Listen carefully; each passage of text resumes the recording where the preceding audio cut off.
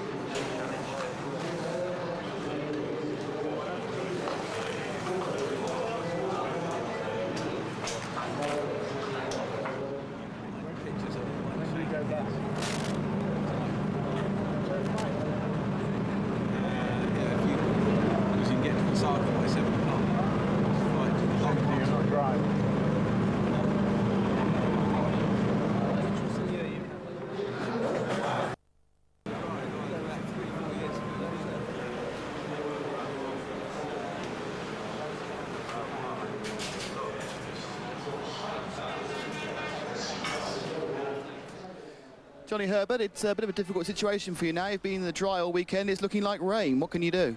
Well, nothing. At the moment, we're okay. But again, we'll have to see what we do when we get on the grid. And then the closer that sort of time ticks down, then we'll have to make a decision. But he's holding off for now. The wind's still up. So he'll probably hold for a bit. And you never know, it may not come. The cloud is still quite high. So it's coming from the normal way, though. A much better weekend this weekend for the team as a whole. Has that made you think, oh, perhaps I shouldn't have retired from Formula One? No, not really, because I think it's still going to, you know, for me, I think it was time to do something else. I didn't feel that I had a chance of winning races, particularly, and say even a championship, which is always what I've wanted to do, and that's not really realistic. So I think, no, it's still the right way. It's only been one race so far that we've done well at for a long, long time.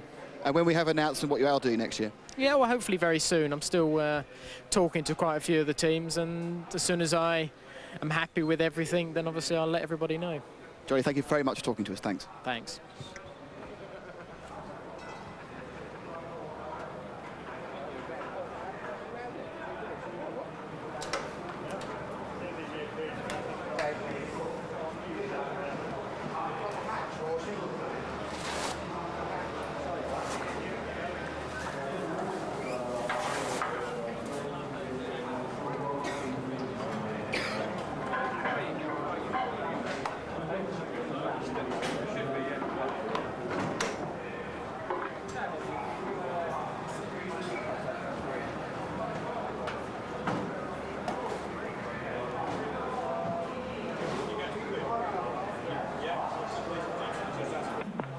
Hasn't, but he's been told. So we'll go pretty much straight away as soon as it's open. Go once through the pit lane, and we'll decide on this front wing setting. The set of tyres have got 5 laps on them, so they're like the best setting.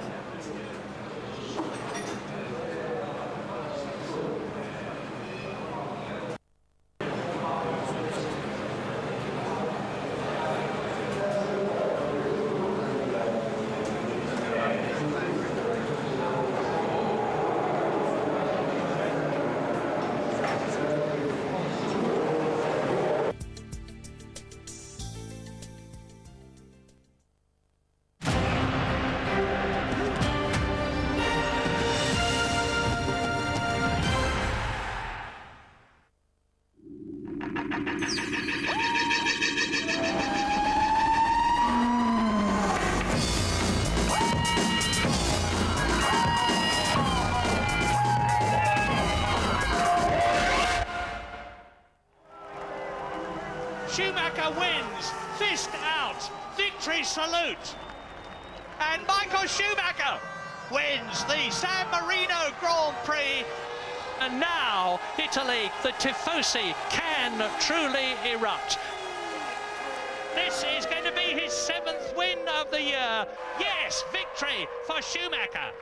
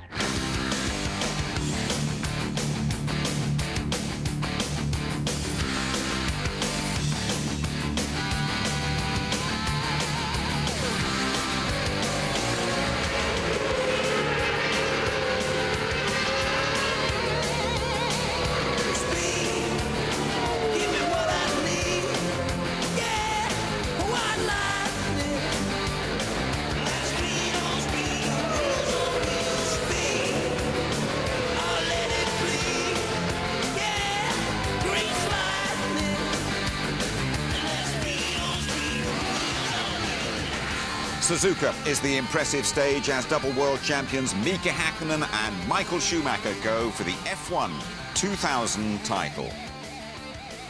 Hello there, good morning to you from our London studio. Hey, very well done indeed for joining us. Your award is seeing the action as it happens. The Japanese Grand Prix is due off in just under half an hour's time. Michael Schumacher knows if he wins, he is the champion. And Tony, Schumacher's Ferrari looking the absolute business in qualifying. Probably one of the best chariots he's ever had, I think. It didn't look darty, it didn't look nervous. All this work they've done at Mugello has really paid off, he said. But the car does look impressive. But it's a fabulous contest between two legends of Formula One, to be honest. And this was Häkkinen coming back because Schumacher had already been on provisional pole. And Häkkinen has had a brief holiday, and he was criticised by Michael Schumacher. Schumacher said you've got to really, really work. And he went out to respond this Grand Masters contest, and Schumacher went back and just shaved it off because he got a sub 136 there. Häkkinen going back out to respond the next move, and he gets the pole back just by something like about 7/700ths. Schumacher goes out again. This was just going on tit for tat. 9,000ths of a second, which is probably about 5 or 6 inches or something. Amazing, that, isn't it? We're talking that much over 3.5 miles. It shows how close the cars are and how evenly matched these two are, which means we've just got this great contest today for the World Championship. Good qualifying for the Brits, I think all of them in the top 10. And Jenson Button saying one of his moments of the season. Yeah, because this is a very, very difficult track, and he worked hard here, very, very hard indeed. And it's been a fabulous rookie season for him here. You know, he's third on the grid in Belgium. And this took his breath away, actually. He was quite surprised by how good the car was, and especially when he put new tyres on it as well. He was pleased, his dad was pleased, but despite that, he still has to iron his own shirts, you know. Now then, Tony, go on, you just chat us through the grid, could you? Yeah, well, Michael Schumacher, he doesn't want to make the mistake and fluff the start like he did in '98. He's got to put that all behind him. He doesn't want to fall at the final fence. Häkkinen says it's OK to start from the front row of the grid. Only won from pole twice in 13 years this race. Coulthard not had a good event. The car's not been brilliant over the weekend. Barrichello's had spins. Those two not in a position to help their number ones. Button, as we've said, 5th on the grid, ahead of Ralph for the 7th time this year. Irvine and Herbert, both in the top 10 for the Jaguars. And Frentzen in the Jordan, ahead of the Works Honda engine car of Villeneuve there. Wirtz is ahead of Fisichella for the 2nd race in a row as well. Not pleased about that. De La Rosa, it all went wrong during qualifying, otherwise the car had been good. Verstappen alongside him. Then truly problems with the power steering down in 15th place. 16th, Heidfeld having been shown round the circuit by his elder statesman teammate Alesi earlier on. Zonta had an engine change, he lost 30 minutes. And Diniz dumped all his oil, so his two best times were taken away from the qualifying session. And the two Minardis hoping for lots of dropouts today. Thanks, Tony. Let me just remind you of the standings. Schumacher has gone quickest, by the way, in morning warm-up. Realistically, only a win will do for Häkkinen. Coulthard's Japanese record is poor. Barrichello, he has never been higher than 5th, and nor has Ralf Schumacher. Ferrari, well, they won the Constructors' Crown at Suzuka. They're in shape to do so again. Williams set to be best of the rest behind Benetton. Keep an eye, by the way, on that Honda-powered scrap between Jordan and BAR. So Michael Schumacher odds on to take the title. Let's just check the latest state of play as far as the big two are concerned and the role of their teammates Coulthard and Barrichello. James Allen reporting. One of these two men will become the first three-time world champion since Ayrton Senna. Michael Schumacher has more aces in his hand with an 8-point cushion and pole position this afternoon. But Mika Häkkinen has an equally good car and history on his side. He's twice won this race from second on the grid. Both men are surprisingly relaxed this weekend and equally hungry. It was a thrilling qualifying session, which proved that there is nothing to choose between the two of them. Over the line goes Schumacher, pole, pole! It's really terrible to be in a car in a situation like that, you know, when you know you have to like go out there and to go like just a tiny bit quicker, and that is just disaster. It's not a very pleasant feeling. Maybe exciting to watch, but the drive, I tell you, it's a nightmare. Means nothing, 9,000s, honestly. I mean, I see no down or upside. For the team, obviously, it's a great push. I'm optimistic, but not over-optimistic. There's no point. I mean, I want to win that race. I have to polish, so I have to win it. How are you feeling about that? It's terrible. But I'm looking forward. It's good. You know, I have to take a positive attitude and enjoy about this. And it's again another year, very special year. So I try to take the best out of it and enjoy it. Don't you always win this race when you start second on the grid? Yeah, you're right. He's going to start first. Don't bet for it tomorrow. I tell you, you never know. You'd rather be on pole position in the end of the day than being on second position. So we have the base to do the job tomorrow. Let's see whether we can do it. Qualifying's one thing, but what about the relative race performance? Ferrari had the edge during the early practice sessions, quickly finding a good race setup on the new Bridgestone tyres, but McLaren have made some big changes to the car and caught them up. The start will be critical, as will race strategy and making the tyres last through 3 flat-out stints. Häkkinen needs to find something special, otherwise Schumacher is just 90 minutes racing away from a place in the history books. Team tactics are an integral part of Formula One. McLaren used them to good effect at the United States Grand Prix, where Coulthard slowed the pace in the early stages to enable Häkkinen to keep in touch. Ferrari aren't averse to playing team games either. When the championship lay in the balance here in Japan in '97, the team started Eddie Irvine on a light fuel load, enabling him to move easily through the field from third on the grid. He soon took the lead from Jacques Villeneuve, then controlled the pace to the pit stops, where the Ferrari crew had the edge. Then the call came through. Now this is going to be a bit of synchronised swimming here. How can Irvine seamlessly let past Schuey without... Well, we were now seeing it for ourselves. Schumacher went on to win the race, but it was clearly a team victory. So how much can McLaren and Ferrari use such tactics in today's race, and how much can Barrichello and Coulthard help? If I was first, Michael was second and Mika was third, then control a pace that would enable Mika to get past. But quite how you do that without allowing someone to overtake you is quite a tricky thing. So I don't really, in a way, I hope I don't have to be involved in anything like that, because those two guys are fighting for the championship, and it should be the best driver-car combination that wins. Teammates can play a part off the track, though, as Rubens Barrichello acknowledges. Well, I think I can help a big deal. I mean, on setting up the car, on being close to to the pace. And I mean, I think I can help a little bit, and it makes me proud because I mean, after 21 years, if I can do something to win this championship, I've been part of it. It isn't quite as clear as what people are trying to suggest, that it's Michael and Mika out front and then Rubens and I battling away behind. You know, maybe someone else comes into the battle as well. So, you know, it's still a race until there's a situation where maybe there's either myself or Rubens can help their teammates. But who knows what can happen. So don't just focus on the championship contenders today, keep an eye on their teammates as well. Not only the sort of shotgun riders have been told to keep it clean, but will they? I think they have to, because otherwise they could face potential race bans next year.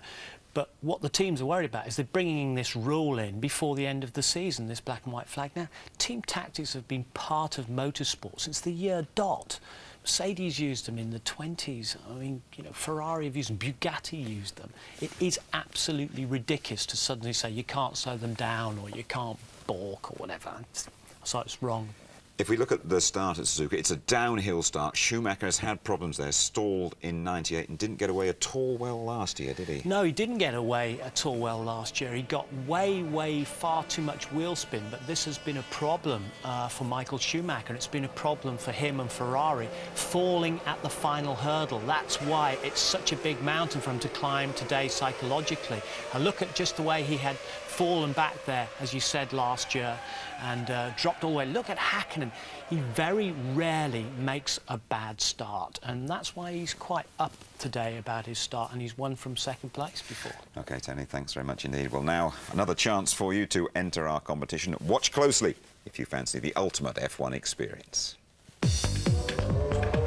Here's your opportunity to ride in a Formula One car. We've teamed up with McLaren Mercedes for a chance to win the thrill of a lifetime. A ride in the back of their two-seater.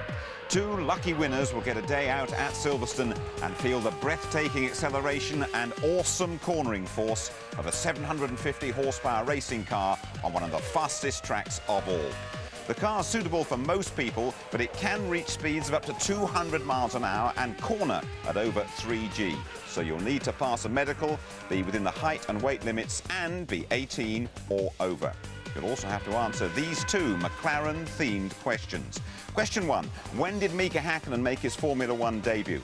Was it A, 1991, B, 1992, or C, 1993? A, 91, B, 92, C, 93. Question 2. McLaren hold the record for the most wins in a season, but how many? Is it A, 13, B, 14, or C, 15? A, 13, B, 14, C, 15. And here is the number to dial: 09065 811 811. 09065 811 811. And the very best of luck to you all.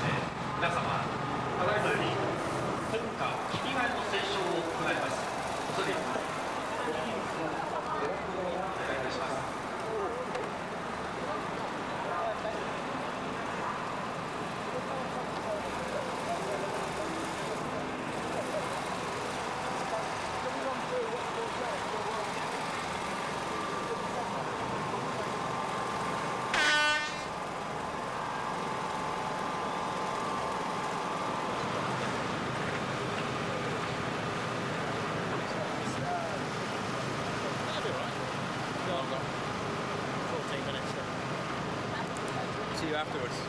I don't know. We'll see the result. I don't want to talk too much about it. Yeah. I have other things to talk about. Yeah.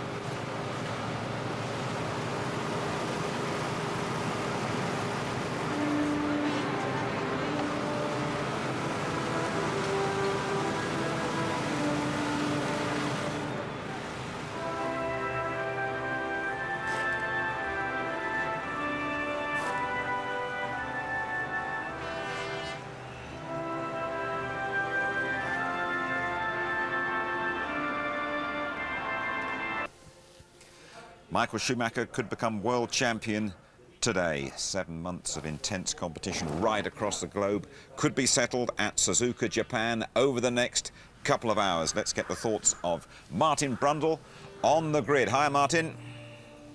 Hi, Jim. Hello, everybody. Welcome to the grid. Right, so what do you want to know?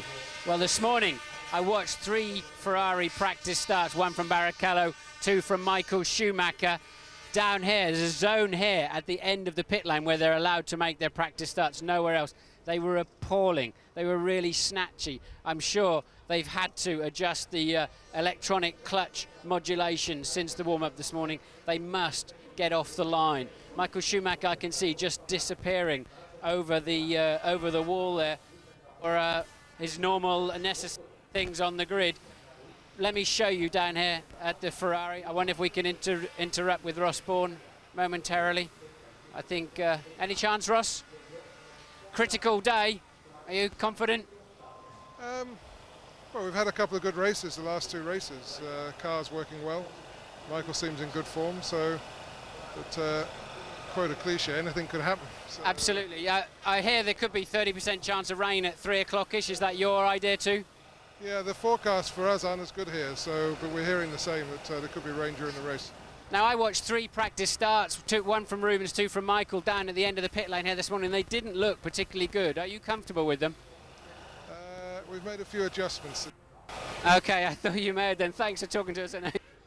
Well, it was pretty much as I expected. Let's wander across and have a look. I don't know, Hakkinen was not on the grid when you threw down to me from the studio. And I don't think he's back on the grid yet. So let me just take you through what I think might happen down here. Mika Hakkinen has been making some superb practice starts. And remember, twice on this side of the grid in the last 2 years, he's just catapulted off. And Michael Schumacher is all too aware of that. Who else can come into play? Well, Tony and Jim have been talking about, will Barrichello over there be able to get in the action? Will they start him light so he can mess around? Will they start Coulthard light? But this new unsportsmanlike behaviour flag that they want to wave, I think also applies to other people on this grid. For example, Ralph Schumacher is just over there, Michael's brother. Can he get in on the action? But he drives for Williams. Williams are very close to McLaren. There are 2 other Ferrari engine cars out there that can come into play. Plus, of course, the Prosts have Ferrari engines next year, and I think the organisers, the FIA especially, are concerned that will these other cars come into play? We have seen the Minardis playing a few games, it appears, when they're being lapped. So that is why the flag is, let's see if we can get one quick word with Mika Hakkinen. We've got literally 10 or 15 seconds left. I don't think there's much chance, but at least we can show you that he looks extremely cool and calm. Mika, everything okay? At the moment, yes. Okay, I've spoken to you the last 2 years on this very piece of tarmac. You went on to win the race. You're going to do the same today?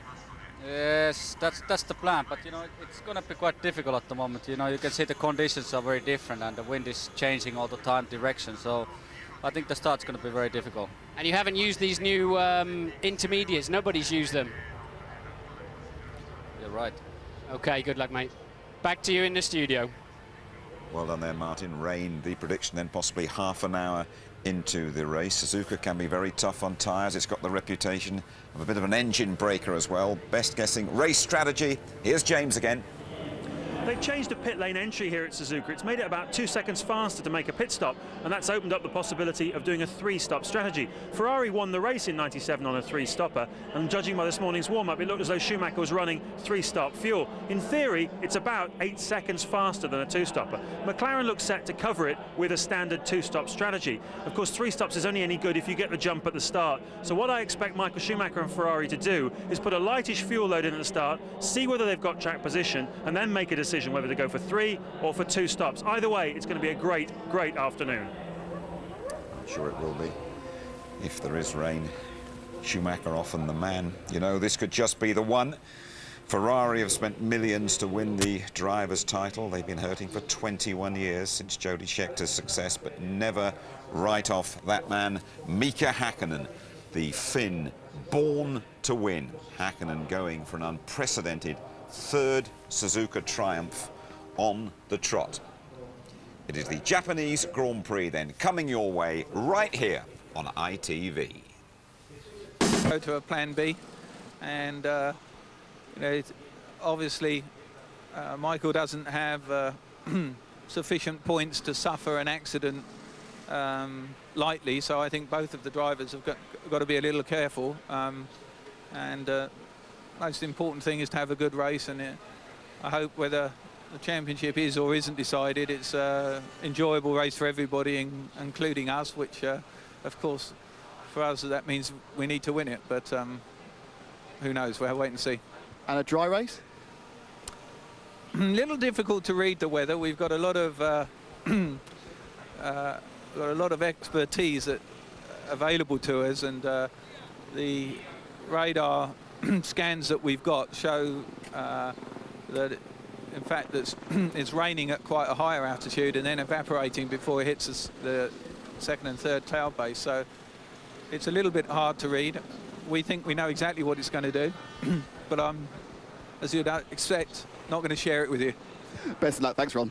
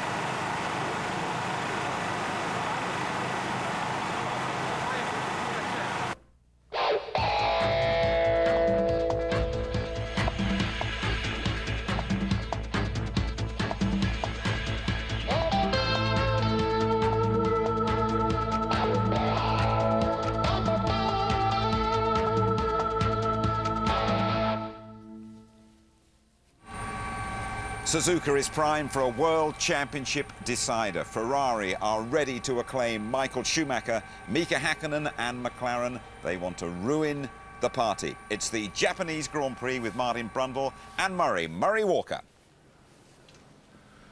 Good afternoon, everybody. I'm talking to you very quietly because it is strangely, ethereally quiet here at Suzuka. The tension is genuinely well nigh unbearable. My palms are literally sweating because think ahead. The great world champions of the past. Juan Manuel Fangio has won it 5 times. Alain Prost has won it 4 times. 5 men have won it 3 times, and what a roll call of honour it is. Jack Brabham, Jackie Stewart, Niki Lauda, Nelson Piquet, Ayrton Senna. Is Mika Häkkinen or Michael Schumacher going to join that roll of honour today, or is it going to be delayed until 2 weeks' time in Malaysia? Well, the World Championship has been settled many times here at Suzuka, notably the last 2 years. For my money, the expectation that Michael Schumacher is going to do it today is not necessarily correct. He's not at his best in the conditions that he's under at the moment, at the front, under enormous pressure.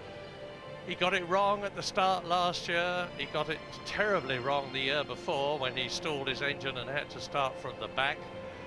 Mika Häkkinen, on the other hand, the implacable flying Finn, is at his very best in these circumstances. You've heard from Martin down on the grid about those bad starts, in practice starts, that both Rubens Barrichello and Michael Schumacher were making this morning.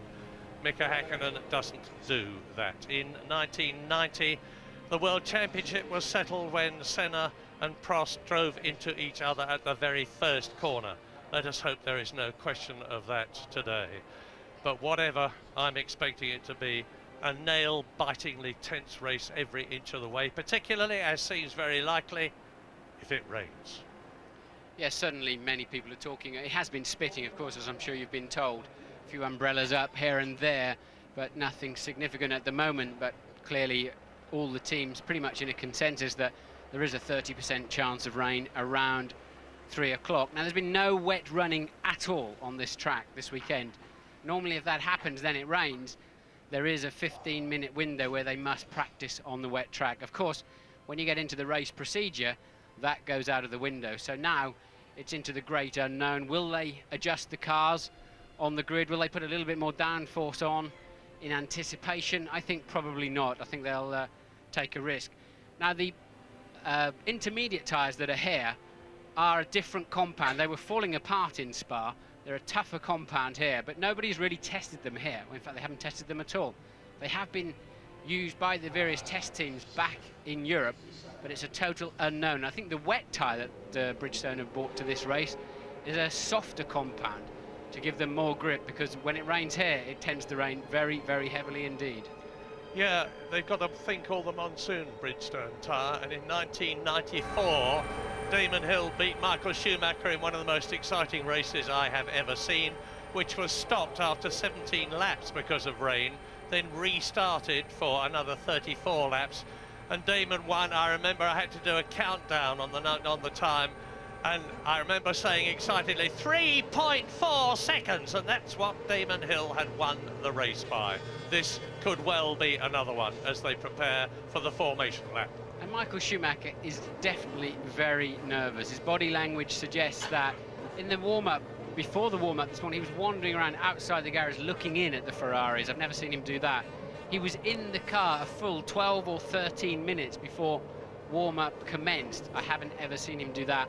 He was almost meditating on the grid. We saw a shot of him really with his head down, his eyes closed, and just thinking his way through this race. Michael Schumacher needs to deliver this championship for himself and for Ferrari. He gets paid a huge amount of money. Hasn't worked out for him in other years. One time with his own mistake, another time with the broken leg from Silverstone, and so on and so forth. Michael needs to deliver. I think Häkkinen is totally relaxed on the other hand. 53 laps this race. Now, this is the notorious first corner. It's a wonderful track here at Suzuka, 3.6 miles long. It's unique in that it is a figure of 8 configuration. They're into the famous snake now, this series of left and right bends, climbing up towards turn 7, a 150-mile-an-hour double left-hander. And then they approach the crossover This is turn 7 that they're in now, into Degner, which is a double right-hander that Michael Schumacher is particularly good at. That's Degner 1. The second one leads into the lower section of the crossover. There's the track going over the top. Up now to the hairpin, which is about 40 miles an hour, but they approach it, of course, at about 150 miles an hour. Very slowly indeed. The line here is absolutely essential to get it right. Down towards the spoon now, another unique corner at Suzuka. A long, long left-hander that just keeps on going. Into it at about 110 miles an hour. Build up to 125. Back off again to 85 miles an hour. You'll see now why it's called the spoon. There it is. Literally spoon-shaped. Out of it, downhill. And then climb up at a massive speed to one of the most exciting corners in Formula One, the 130R. This is it, 190 miles an hour in race conditions. Yes, and you can still see traces of the cement dust put down yesterday after Pedro Diniz toured around a lap, leaking fluids with his car more or less on fire, the whole of the back end of the car on fire by the time he got back to the pits. And even his suspension was melted. He came so far around the track with that problem, and there's quite a lot of debris on the outside of this racetrack. It's a high tyre wear situation, therefore you get a lot of marbles off the racing line, and it's certainly not a place to go here. And let me remind you that the top non-Ferrari or McLaren driver is Jenson Button, 5th position in the Williams BMW, alongside his teammate Ralf Schumacher. So you look at Michael Schumacher, behind him as Mika Häkkinen jinks out to take up his position, David Coulthard. You're looking now, Schumacher, Ferrari, in the background, the McLaren of Mika Häkkinen. Behind them, David Coulthard and Rubens Barrichello. Behind them, Jenson Button, you can just see his Union flagged helmet in the background, and Ralf Schumacher. Is somebody going to make an unexpectedly good start, but in particular, can Michael Schumacher get it away? Häkkinen's car not looking particularly healthy on the line there. Look, a lot of blue smoke coming out of the back. That could be just oil burning off of the exterior of the exhaust pipes, but that is definitely more than normal, Murray. Yep, watch for that then. 4 lights, 5 lights of the Japanese Grand Prix.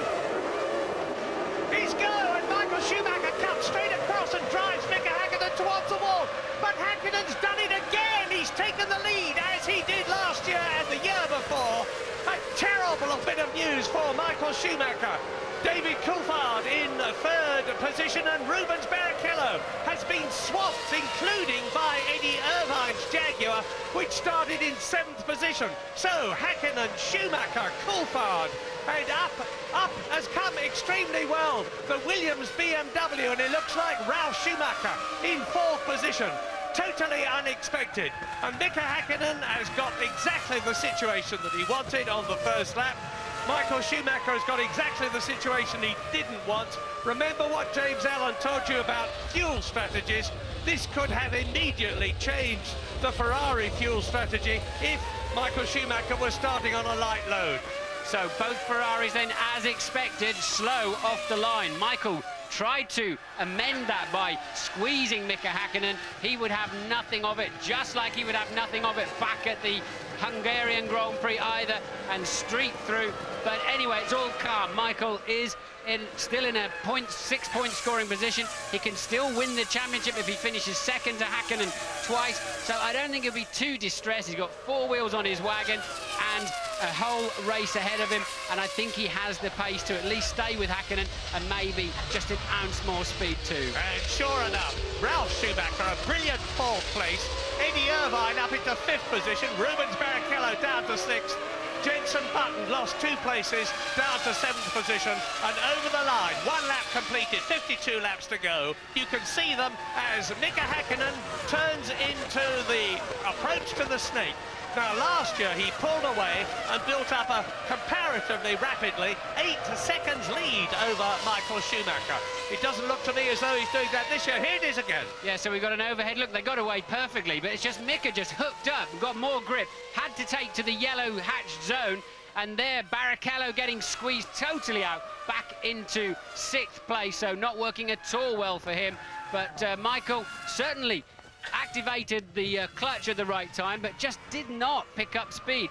you'd have to suggest that the Ferrari is heavier on fuel, because he certainly got off the line quite well. But as we've seen so many times this year, Häkkinen is able to build speed so quickly. Look, he kills the wheel spin immediately and just gets total forward motion, and that is the net result. He's leading the Grand Prix. So quickly did he do that, that although Michael Schumacher moved across immediately to try and impede the McLaren, he totally failed to do so now. Here they come out of the spoon, up towards the 130R, Häkkinen, Schumacher. Now the gap between Häkkinen and Schumacher and Coulthard, who is in third place, is already some 2 seconds. The first two are pulling away. Now remember, we don't know anything about fuel strategies. We're expecting them to stop twice, in which case the first stop should be round about lap 19 up to lap 22. Some way to go yet. Now Häkkinen led by 0.8 of a second on the first lap. He's increased it to 1 second. He's obviously therefore made the fastest lap of the race. David Coulthard still there, and the Williams BMWs of Ralf Schumacher and Jenson Button, 4th and 7th places. The Jaguar of Eddie Irvine magnificently, and you can see it in the background there, holding on to that 5th place alone on the track, well ahead of Rubens Barrichello. Yes, he was over a second a lap faster than Barrichello on the last time around, so Irvine has got some serious pace. Barrichello struggling, some 2.7 seconds slower than Häkkinen and Michael Schumacher. So Barrichello with no apparent speed. Can't see any problems. Remember, the smoke we saw coming out of the back of Häkkinen's car was clearly running hotter than it should have been. It must have been a breather pipe or something, or occasionally the exhaust can give off a smoke like that when they get to a high temperature, and therefore Häkkinen appears to have no problems at this time. Now, if Michael Schumacher can just keep in touch, he's going to be in there with a very considerable chance. There are 53 laps in this race. We're only on the 3rd lap of the Japanese Grand Prix at the present moment. As we have seen in the past, it is being dominated by these two men, one of which must lead the World Championship. Over the crossover, up to the... and there comes down to the end of the lap. Mika Häkkinen coming through to complete lap 3, and Michael Schumacher has closed up on him. It looks to me as though the gap is less than a second as they come over the line. Lap 3 completed, 50 to go. It is less than a second, but only by 1/10 of a second. Yes, so the first 3 then in the 1:40s, and as you rightly say, Mo, for the first time in the race so far, Michael Schumacher with a faster lap than Mika Häkkinen to bring that gap under 1 second. Now, in this race last year, Michael Schumacher stopped twice, but he started the race intending to stop only once, had a bad start, and had to change the strategy to try to get ahead of that McLaren, to try to get track position. Don't know if he's doing that today. We'll have to wait and find out. But now it appears Michael is once again showing that tiny speed advantage he has had through this weekend. Yeah, great news for McLaren, for Jaguar fans, because Eddie Irvine is calmly holding on to that 5th position. He's 2.3 seconds ahead of Rubens Barrichello, and Johnny Herbert has moved up from 10th on the grid to 8th position, right behind Jenson Button. In fact, only half a second separates the Williams BMW and Johnny Herbert's Jaguar. They're ahead of Jacques Villeneuve, who is 9th. Now, Häkkinen's responded. He's already 2/10 up on this lap so far as they head towards the end of the 2nd sector. But also remember, last year, we thought Michael Schumacher wasn't pushing that hard. It was Eddie Irvine's championship that was up for grabs. The big difference this year, it's Michael's own championship that's up for grabs, and I think he'll be attacking rather harder this year than he did last. Yeah, it's worth repeating the situation. Michael Schumacher leads Mika Häkkinen in the championship by 8 points.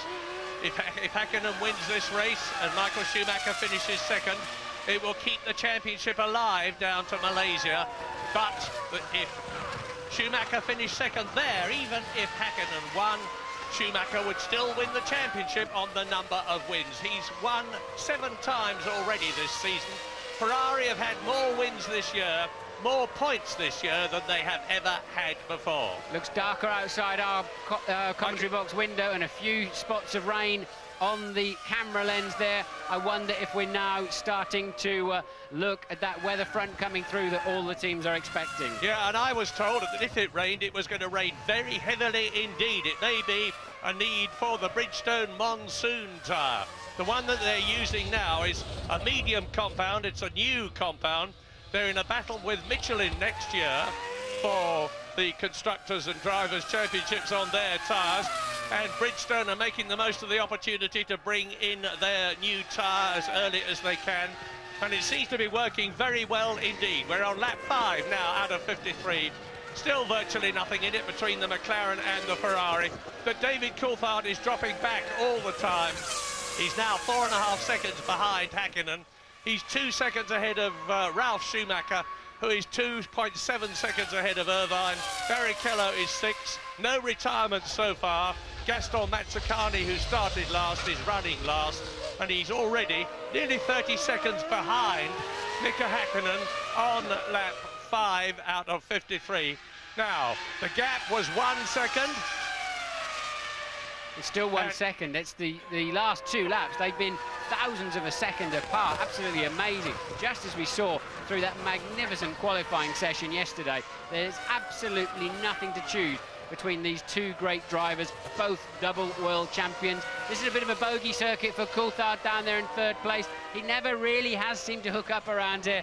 I said to him, it's just a piece of tarmac like any other racetrack in the world, but for whatever reason, he doesn't find the balance in the car, or it doesn't suit his driving style, and he is falling back. We don't know his fuel load situation, but behind him, Ralf Schumacher and Eddie Irvine falling further back still. But Irvine has really pegged 4th place man Ralf Schumacher. They're lapping in 1:41.9s, but the leaders are down there in 1:40.2. Yeah, you see, it looks a lot closer as they come out of the corner there than 1 second. Maybe it is. Schumacher is obviously trying tremendously hard as they approach the spoon for the 6th time. They approach it at a speed of about 175 miles an hour as they back off of this basically double left-hander and accelerate up towards the 130R. That's where Mark Blundell came off so very badly some years ago. Terrific accident. He got out of the car, but he wasn't at all well after it. And now, look, McLaren, Mercedes, Ferrari, Ferrari construction, Ferrari engine. That's the notorious chicane where Prost and Senna ended the World Championship in 1989. Through to complete another lap. The gap was 1 second. Mika Häkkinen has gone faster and increased the gap to 1.3 seconds. We're going to leave you. We'll be back.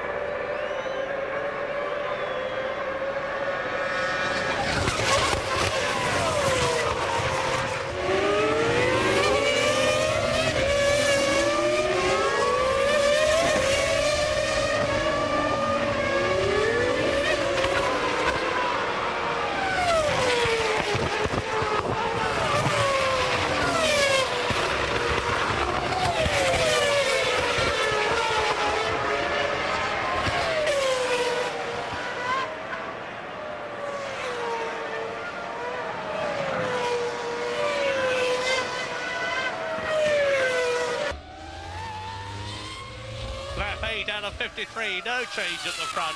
Mika Häkkinen is holding the lead that he took so brilliantly at the start from Michael Schumacher.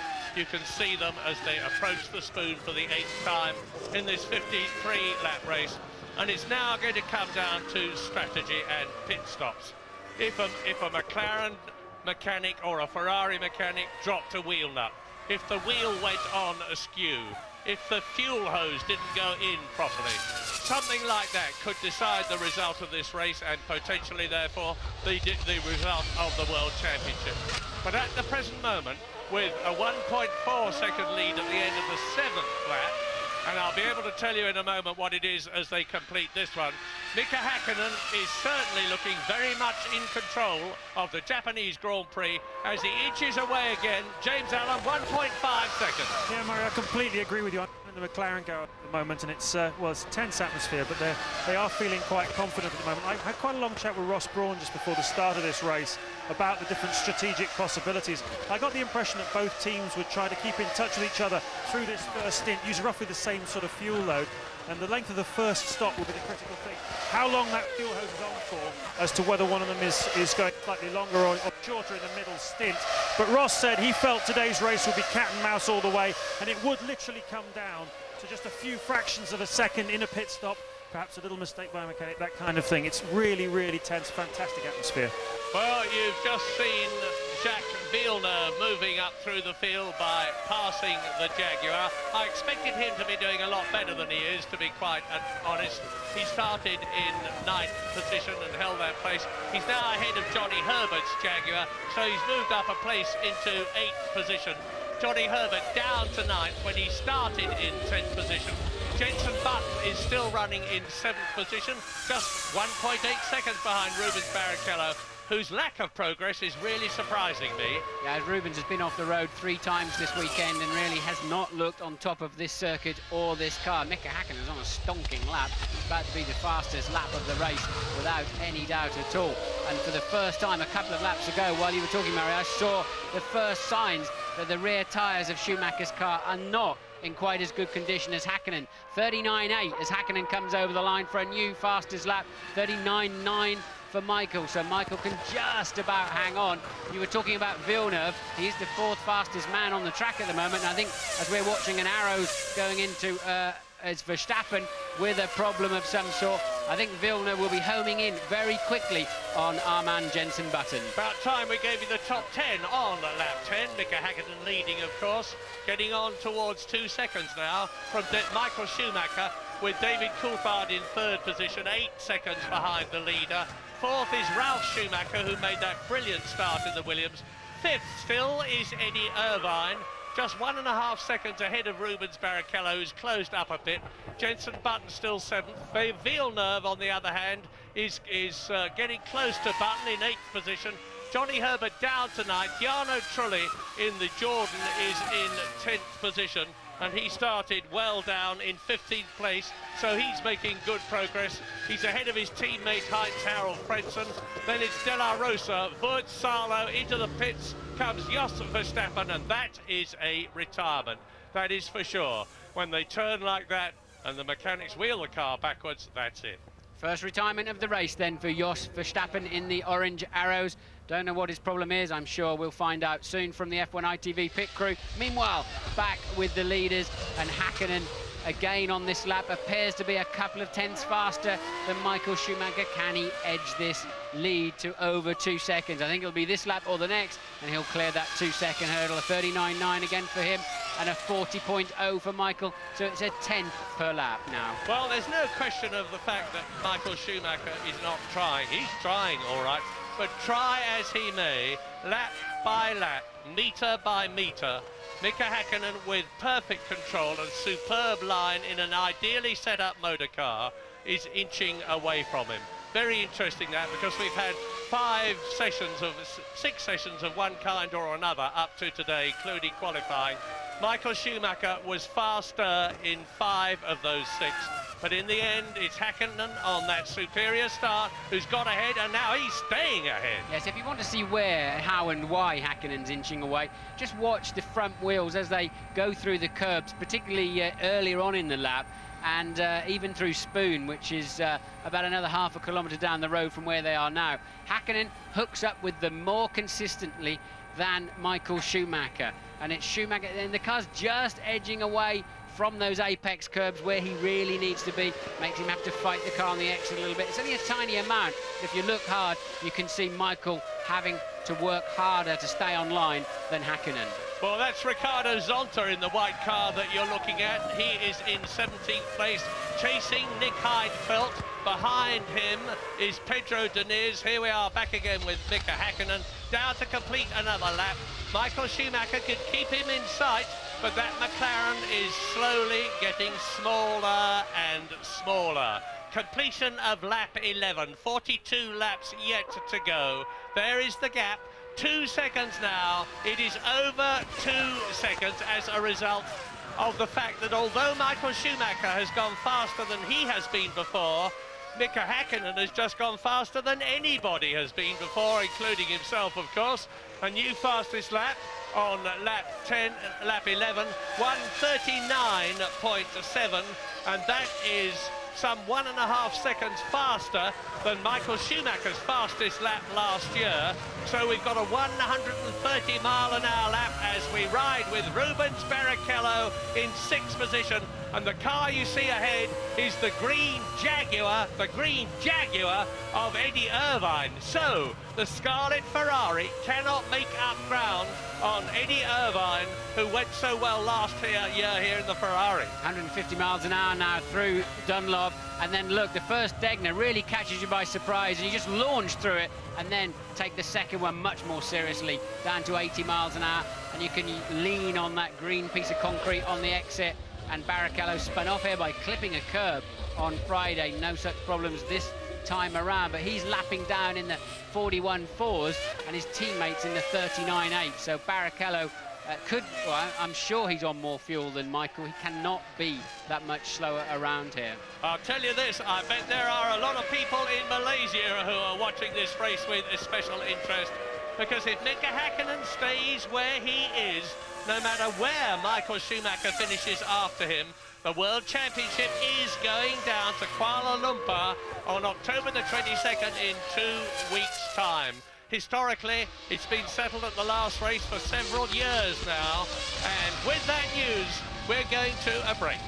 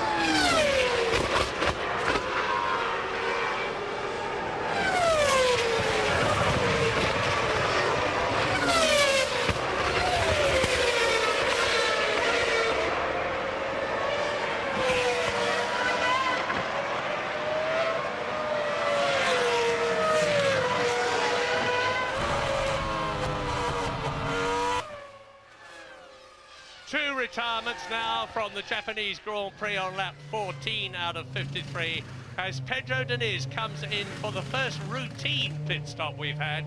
The other retirement was that of Gaston Mazzacane, the Argentine driver in the Minardi, who went off at Degner and damaged the motor car. He's perfectly all right, out of the race. But it's very close behind as you look at Zonta again, back in 17th place, closing up on Nick Heidfeld in the Prost and pulling away in the process from Fisichella in the blue Benetton, who is strangely far down the field. Yes, all that blood, sweat and tears and risk to be 17th is pretty hard work. But look, this lot driving for all their worth, and quite what Fisichella's problem is, I don't know. I think Mazzacane carried on, Murray.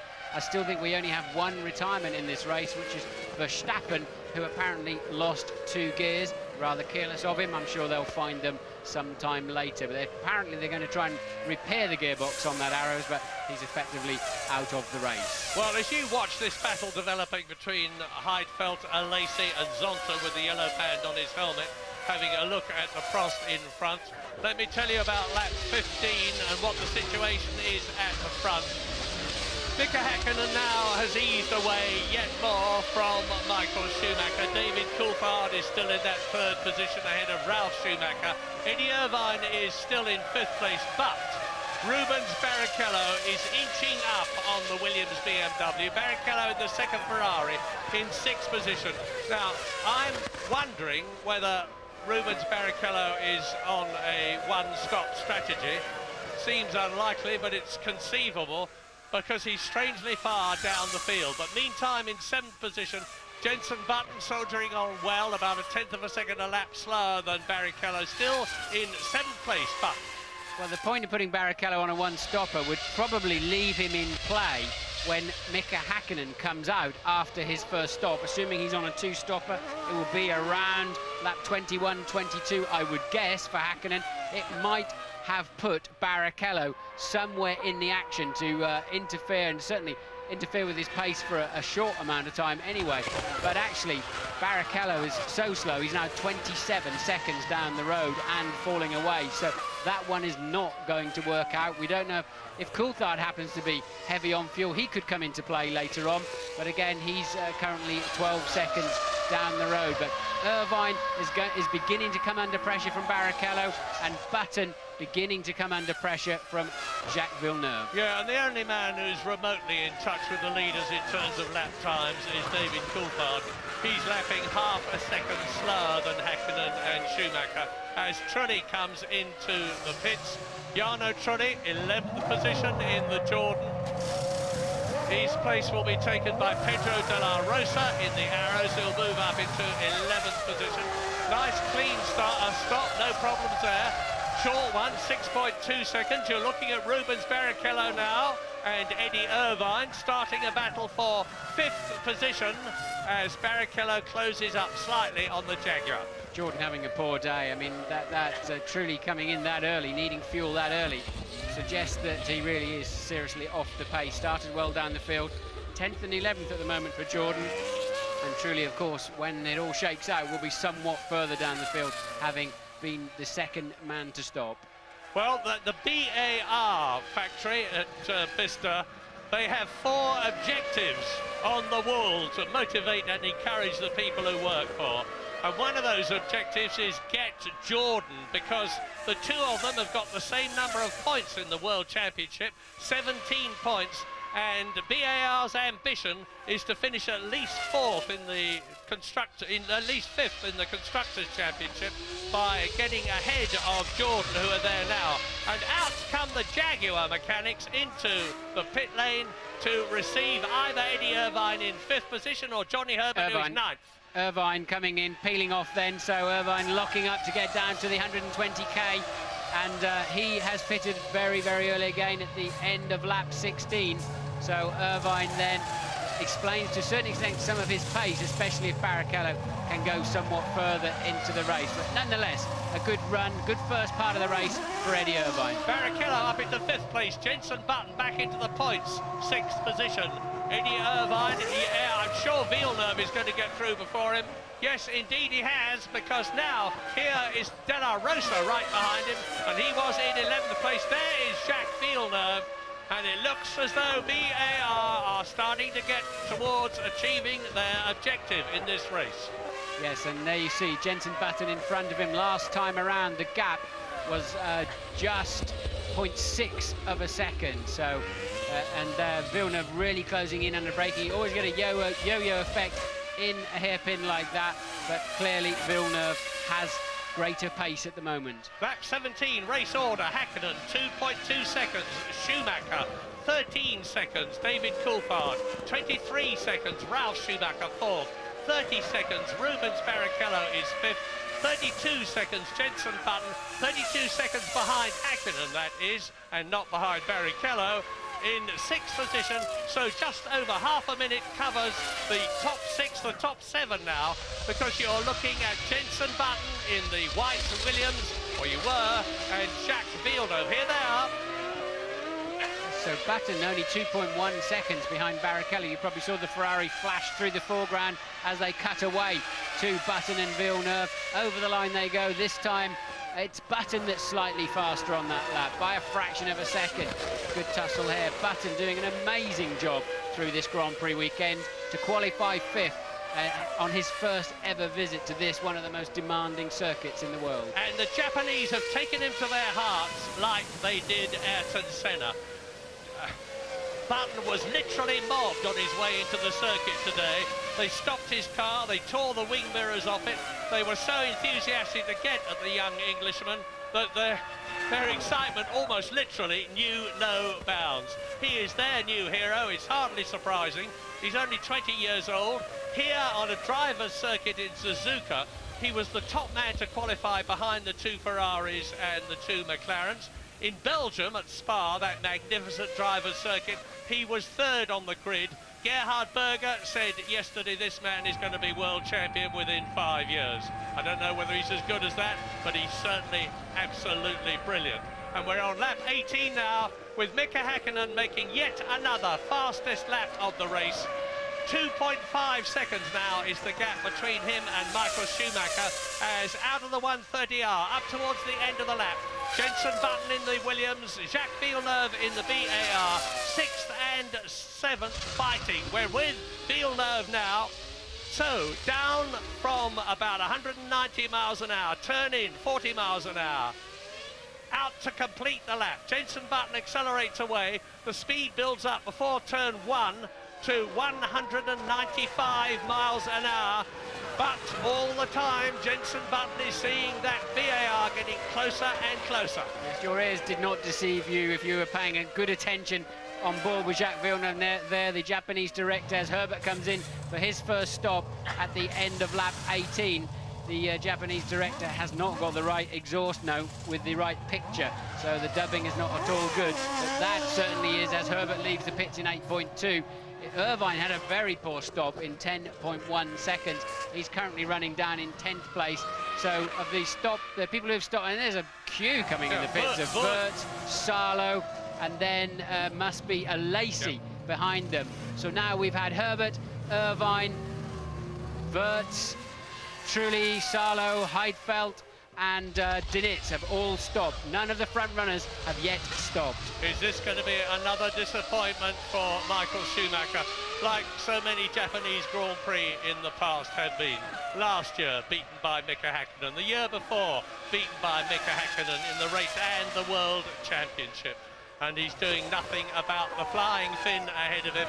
Although the gap between Schumacher in 2nd place and Coulthard 3rd is getting bigger and bigger. 15 seconds it is now, and Coulthard himself is nearly 14 seconds ahead of Ralf Schumacher.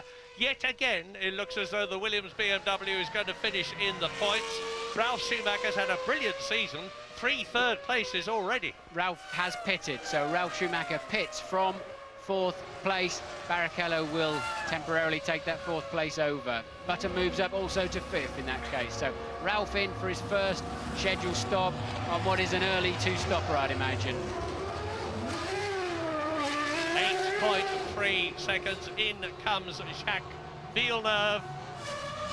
Bit of a clumsy pit entry there, not for Jacques, but just the geography of where his team are based down there really had to turn in. Others seem to have more space and they can sweep into their garage, and away goes Frentzen. So, pouring in and pouring out thick and fast as up to lap the Benetton comes Mika Häkkinen, and out go the Ferrari crew. This is going to be the first Ferrari stop. Michael Schumacher has not been in, Rubens Barrichello has not been in. This is lap 20. The pit lane entry has been changed this year from before the chicane to after the chicane, and bang, there goes one of the Prosts. It looks like Jean Alesi to me. And the marshal is on the wrong side. He's trying to make the cars go up the inside. That is not a happy place to be. And there is some liquid, of course, on the racetrack. I think the engine has blown on that Prost, sent him backwards across the grass. I'm sure we'll get a replay soon. And they have recovered the situation well. The track will be slippery. I believe that's turn 5 that they're through there. It's one of the end 4 turners or in the 5. snake. It's 5, I think, Martin. It's on the snake, definitely, out of turns 1 and 2. Another Peugeot engine gone kaput. Into the pit lane comes Rubens Barrichello from 4th position. Well, he clearly had not got a lot of fuel on board then. He's the first Ferrari to stop, so Barrichello simply off the pace for whatever reason this afternoon. Rubens not having a happy weekend. He's had some great runs this year, but this weekend is not one of them. Now, here is a straw for Ferrari lovers to clutch at. I offer it to you for what it's worth. As Jenson Button leaves the pits, it is that Michael Schumacher started this race on a very heavy fuel load and is struggling to keep up with Mika Häkkinen because of that. But Mika Häkkinen will come in earlier. Michael Schumacher will stay out for a long time and take the lead of the race. So think about that. They're too close in pace for that to be the case, Murray, to be a significant difference in fuel load. It is for every 10 kilos of fuel, which is about probably 2.5 laps, it's something like 4/10 of a second, 4.5 of a second per lap. And really, I think there's the engine going, there's the Peugeot engine going, and it seizes up, locks up, and just spins Alesi around and puts him back onto the racetrack, deposits some fluid down, but nothing to do with Jean, nothing he could do about that at all. As soon as the hydraulic pressure decays, you cannot pull the clutch and release it, and if the engine seizes up, therefore, so do your rear wheels. Bit of a bonus for Eddie Irvine, that, because Jacques Villeneuve was temporarily unsighted by that mass of white smoke.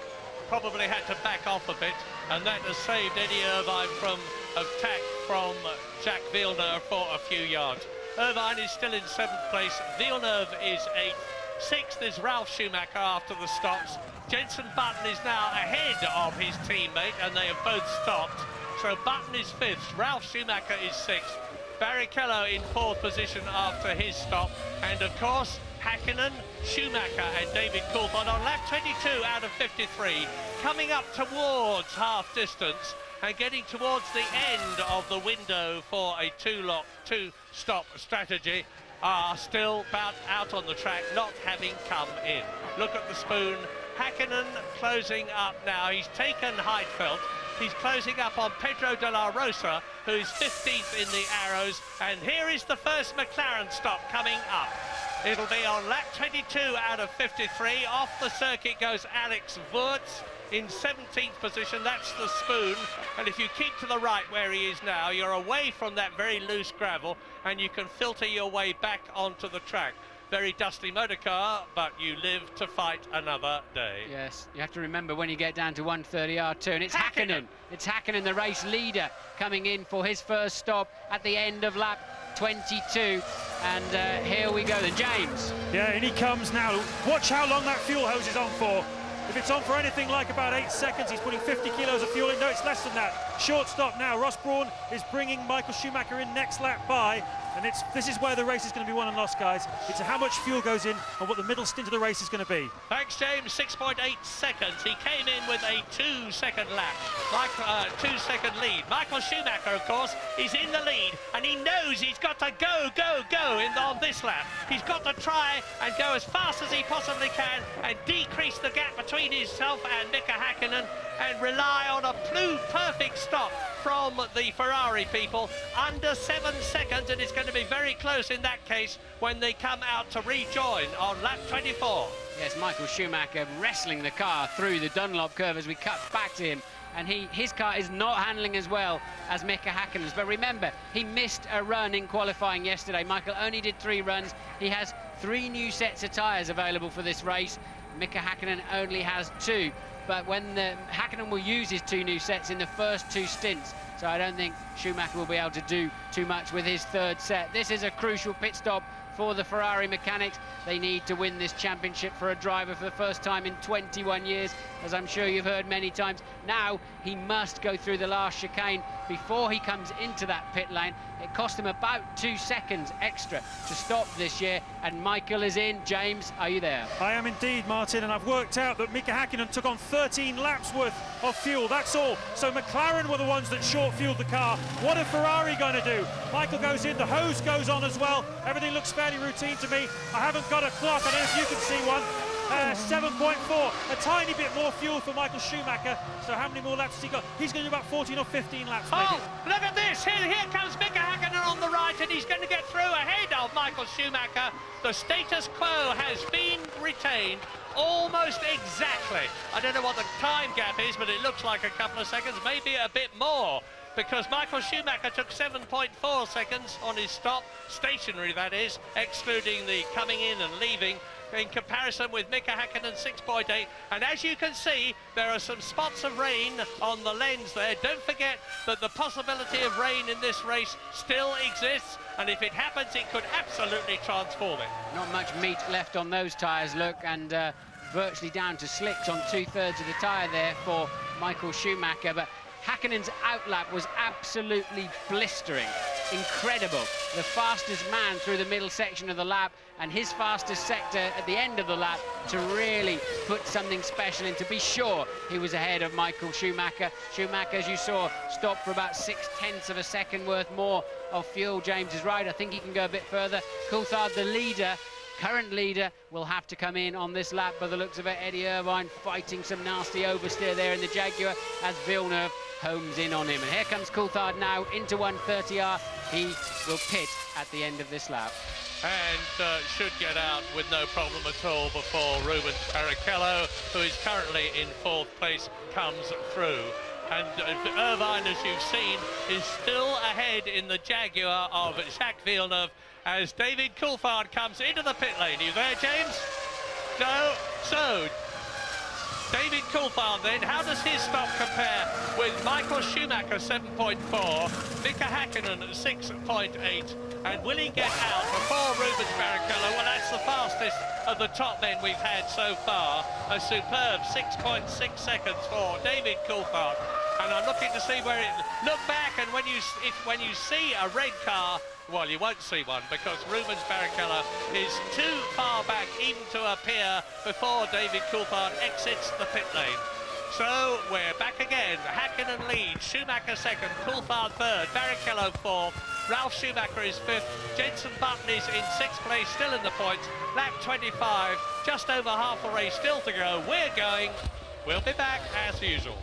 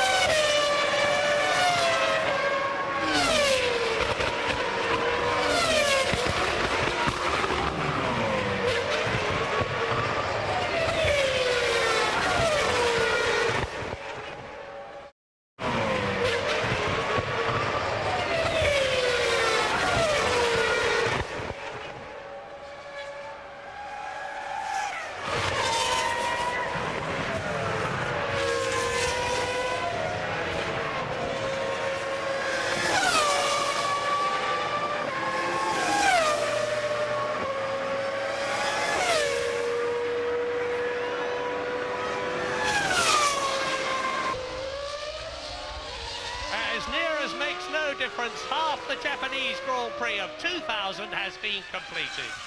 Mika Häkkinen crosses the line. Now we're at Michael Schumacher, completing their 26th lap in this 53-lap race. Häkkinen is increasing his lead. He's gone up from 2.5 seconds to nearly 3 seconds. They have both stopped, as has David Coulthard, and in fact, as has everybody who is still in the race. Only 2 retirements, Sean Lacey and Jos Verstappen. Coulthard still third, then Barrichello, Ralf Schumacher and Jenson Button. Yes, Häkkinen really putting the hammer down on that last lap for that 39.1.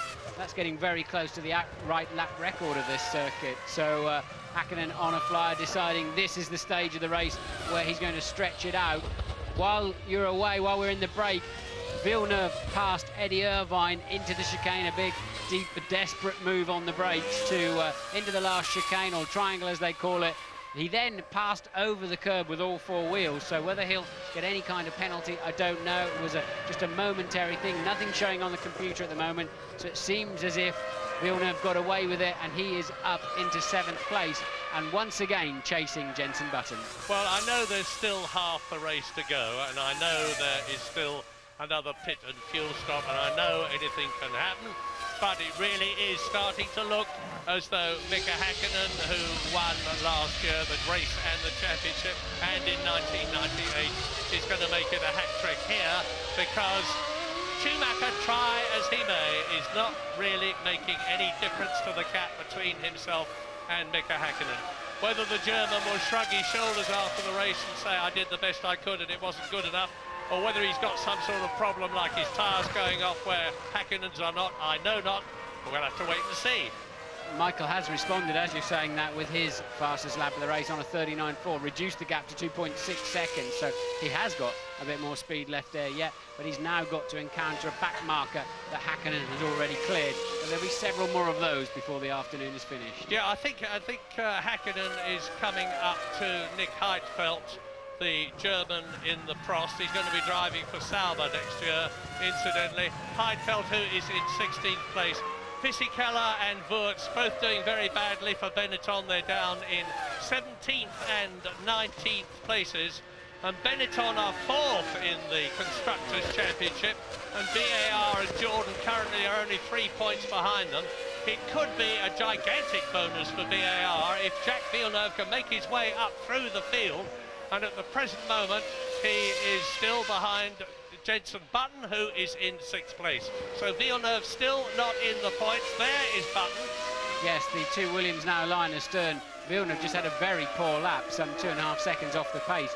I just wondered if it started to rain out that side of the circuit, but others following him through are more on their normal pace, so clearly Villeneuve either made a mistake or has the beginning of some kind of problem, as Button now is looking just 1.7 seconds down the road at his experienced teammate Ralf Schumacher. I haven't been doing much looking out of the window, to be honest with you, but now that I actually make an effort and do so, the flags are straining horizontally at their flag poles. There's quite a high wind blowing here at Suzuka, and it's very dark skies from the direction in which the wind is blowing.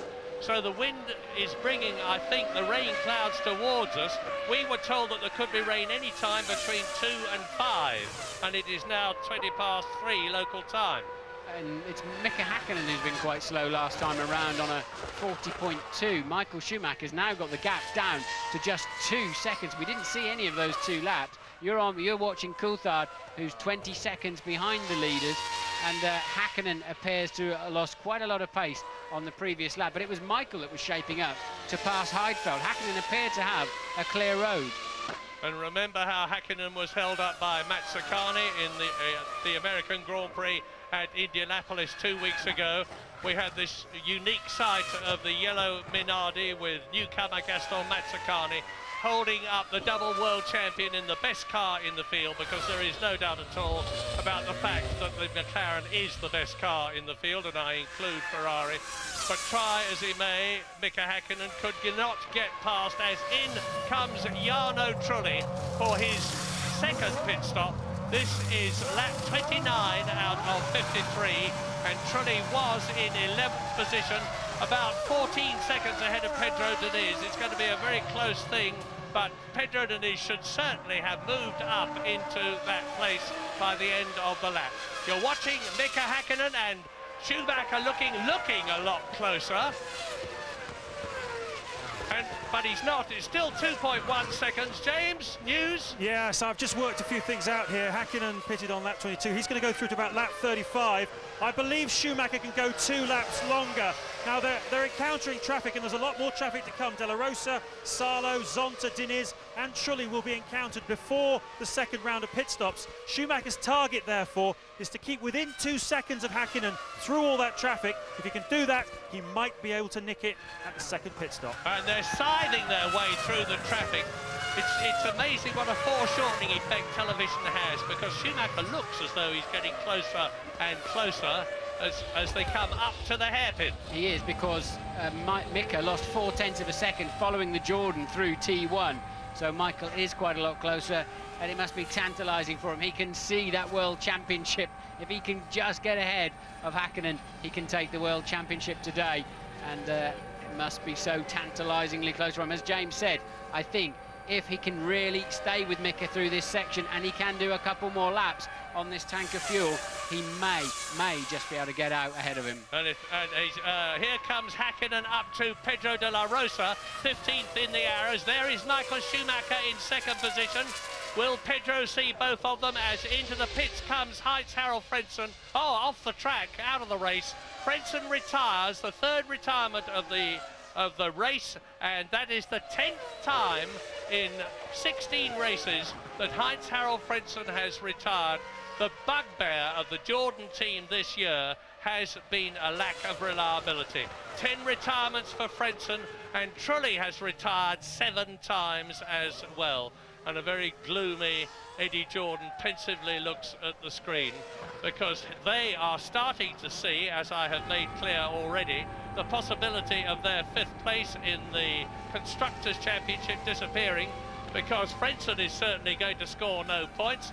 As you look down on this battle, this intriguing, continuing, non-stop battle between Mika Häkkinen and Michael Schumacher, and the gap now was 1.1 seconds, and Schumacher is really going for it. Up to the hairpin on lap 31 out of 53. Look at this. Now, this is real excitement. Michael Schumacher has got the bit between his teeth. Mika Häkkinen knows the gap of 2.5 seconds is down to just a few car lengths. I'm absolutely sure that there is a little bit of drizzle falling, because everybody's lapping 1.5 seconds slower than they were earlier on. I know they've got more fuel on board now, but I'm pretty sure there's just a little tiny bit of drizzle out there that's making Häkkinen quite cautious. And keep you in touch, David Coulthard is still third, 23 seconds behind the leaders. Rubens Barrichello, a massive 44 seconds, but still fourth. Jenson Button is fifth, 50 seconds behind them. Ralf Schumacher is sixth, in 54 seconds behind the leaders. But this is what the crowd is absolutely glued to watching. Over the line, 0.8 of a second. Michael Schumacher closes up on the gearbox of the McLaren Mercedes. Now, whenever we've seen a damp track situation earlier in the year, it's always been the Ferrari that's quickest. They seem to have, despite McLaren's very well-balanced car, the Ferrari seems to thrive more, or maybe their drivers, I don't know what it is, but in these tricky conditions, it's Michael who's always seems to have the upper hand, and right now, I think you're seeing exactly that. They're now lapping down in the 141, mid-141, so that's 2.5 seconds off the fastest lap of the race. And the reason for that is, I believe, there's some moisture on the surface. Degner 1, Degner 2, up to the hairpin, turn 11 on this track. 17 corners in all, down to 40 miles an hour, and Schumacher is hunting his finish prey. The McLaren Mercedes in front of him, the Ferrari V10 engine behind him, some 800 horsepower. They're on the same type of Bridgestone tyre, down into the spoon again. And David Coulthard still continues 24 seconds behind this titanic scrap, not only for victory in Japan, but for the possibility of the World Championship being completed right here today at Suzuka for the third year in succession. And out of our view, Jenson Button has passed Ralf Schumacher somewhere. So Button now back up to 5th place, and still Villeneuve hunting down both those Williams. But Schumacher must have had a problem somewhere, Ralf, or made a mistake. Button has cleared him by some 4 seconds now. Oh, look at this. That's Erja Häkkinen watching her husband in the lead. She knows that if Michael Schumacher can get past him, his hopes of the World Championship will be massively reduced, because there's still going to be the remaining laps in this race for him to do something about it if that happened. Lap 33, 20 laps to go, each of 3.6 miles.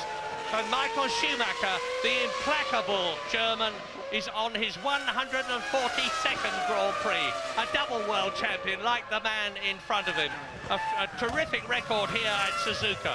He was 3rd in 1996. He was excluded from the last race in 97, but last year he was in 5th position. Remember, he'd come back after being away from 6 races with that broken leg. Now, they are coming up to a batch of tail-enders.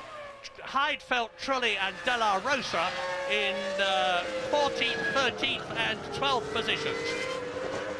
So this could be Michael Schumacher's opportunity. On the other hand, if Mika Häkkinen, as you see the blue Prost coming up to the 130R, can exploit the situation better than Schumacher, it could be his. Coming up to the end of lap 33 now. Yes, and interestingly also further down the field, 4th place man Barrichello starting to close in. He's now 20 seconds behind David Coulthard, 3rd place man. So at this part of the race, the Ferraris definitely have the edge on the McLarens in terms of pace, although Häkkinen now has managed to equal out that pace. So for the first time for several laps, Häkkinen has managed to keep that gap. Yeah, and you can see how close he's getting to the car ahead. And it's actually Mika Salo in 11th position in the Sauber that they're closing up on. Salo is having a battle of his own with Ricardo Zonta's BAR in 10th position, and he moves over, he sees the approaching battle behind him, and in his gentlemanly Finnish way moves over and lets his countryman, who he's not at all fond of incidentally, through to retain the lead with Michael Schumacher under 1 second behind the McLaren. It's still anybody's race. They're coming up behind Zonta now in the BAR in 10th position. Villeneuve, incidentally, in the other BAR, still is not in a points scoring situation. He's in 7th place, 2.8 seconds behind Ralf Schumacher's BMW in the last points position, 6th place. Spoon turn. Zonta, 10th. Schumacher, 2nd. Ahead of him, Häkkinen, the leader. And Häkkinen is going to come up behind Zonta right on the hairpin. No, Zonta lets him through. Blue flag, well done. Now, is Zonta going to realise that Schumacher's behind him? Down to the... Yeah, Zonta should just pull left and give Schumi the line. The racing... Oh, they so nearly touched there. Michael cut across back in front of Zonta before he'd cleared it. And they look like the faces of Zonta's right front and Schumacher's left rear must have virtually touched. And as a result of that, up goes the gap from 9 tenths to 1.2 seconds. Mika Häkkinen gained 3/10 of a second. Now watch this again, see how close they get. Michael goes over to take his normal line and Zonta's just coasting. And look, Zonta having to take to the grass virtually to stop them having an incident there. But if you notice on the cameras now, there's no more spots of rain appearing, and I think the track's beginning to dry out one more time, to be totally dry, that is, and you can see Häkkinen beginning slightly to re-establish himself. Yeah, and you've got to remember that Mika Häkkinen cannot really afford to take a risk. He's 8 points behind Michael Schumacher in the championship. Michael Schumacher can afford to take a risk to a greater extent than Häkkinen can, but it's very, very close on lap 35. David Coulthard's obviously lapping slower than both of them, as a result of which the gap to 3rd place is increasing. but McLaren have got two cars in the top 3, and Ferrari have only got 1 car in the top 6 where you score World Championship points. No, I tell a lie, because Rubens Barrichello is in 4th position. So it's still mighty close for the Constructors' Championship, because McLaren are on a potential 14 points and Ferrari are on a potential 9. The gap is at the moment reduced in the Constructors' Championship from 10 points advantage for Ferrari to 5, but anything could happen in the remaining laps.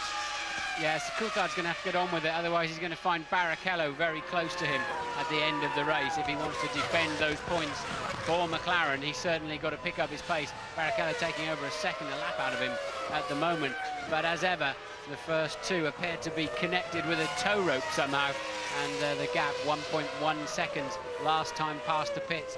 Michael faster by exactly a 1/10 of a second on the previous lap. Well, it's nice to see the race like this, because there were all sorts of evil theories being put about.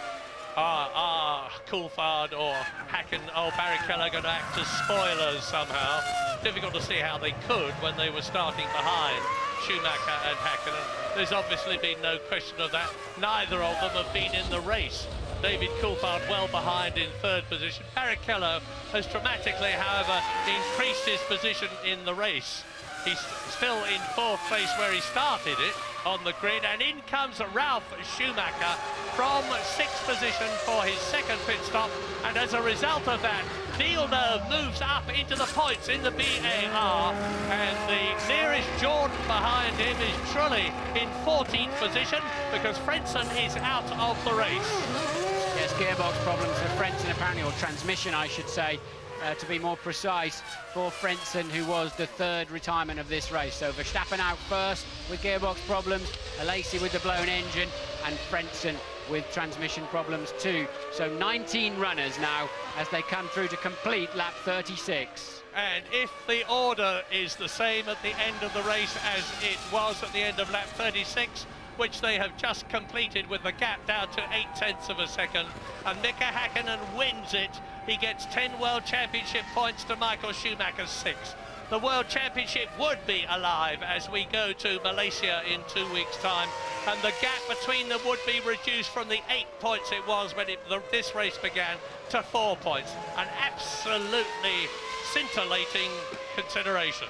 I believe it's drizzling again very, very slightly, and once again Michael appears to have the upper hand. It's incredible, isn't it? Totally dry track, Häkkinen's got about a 10th.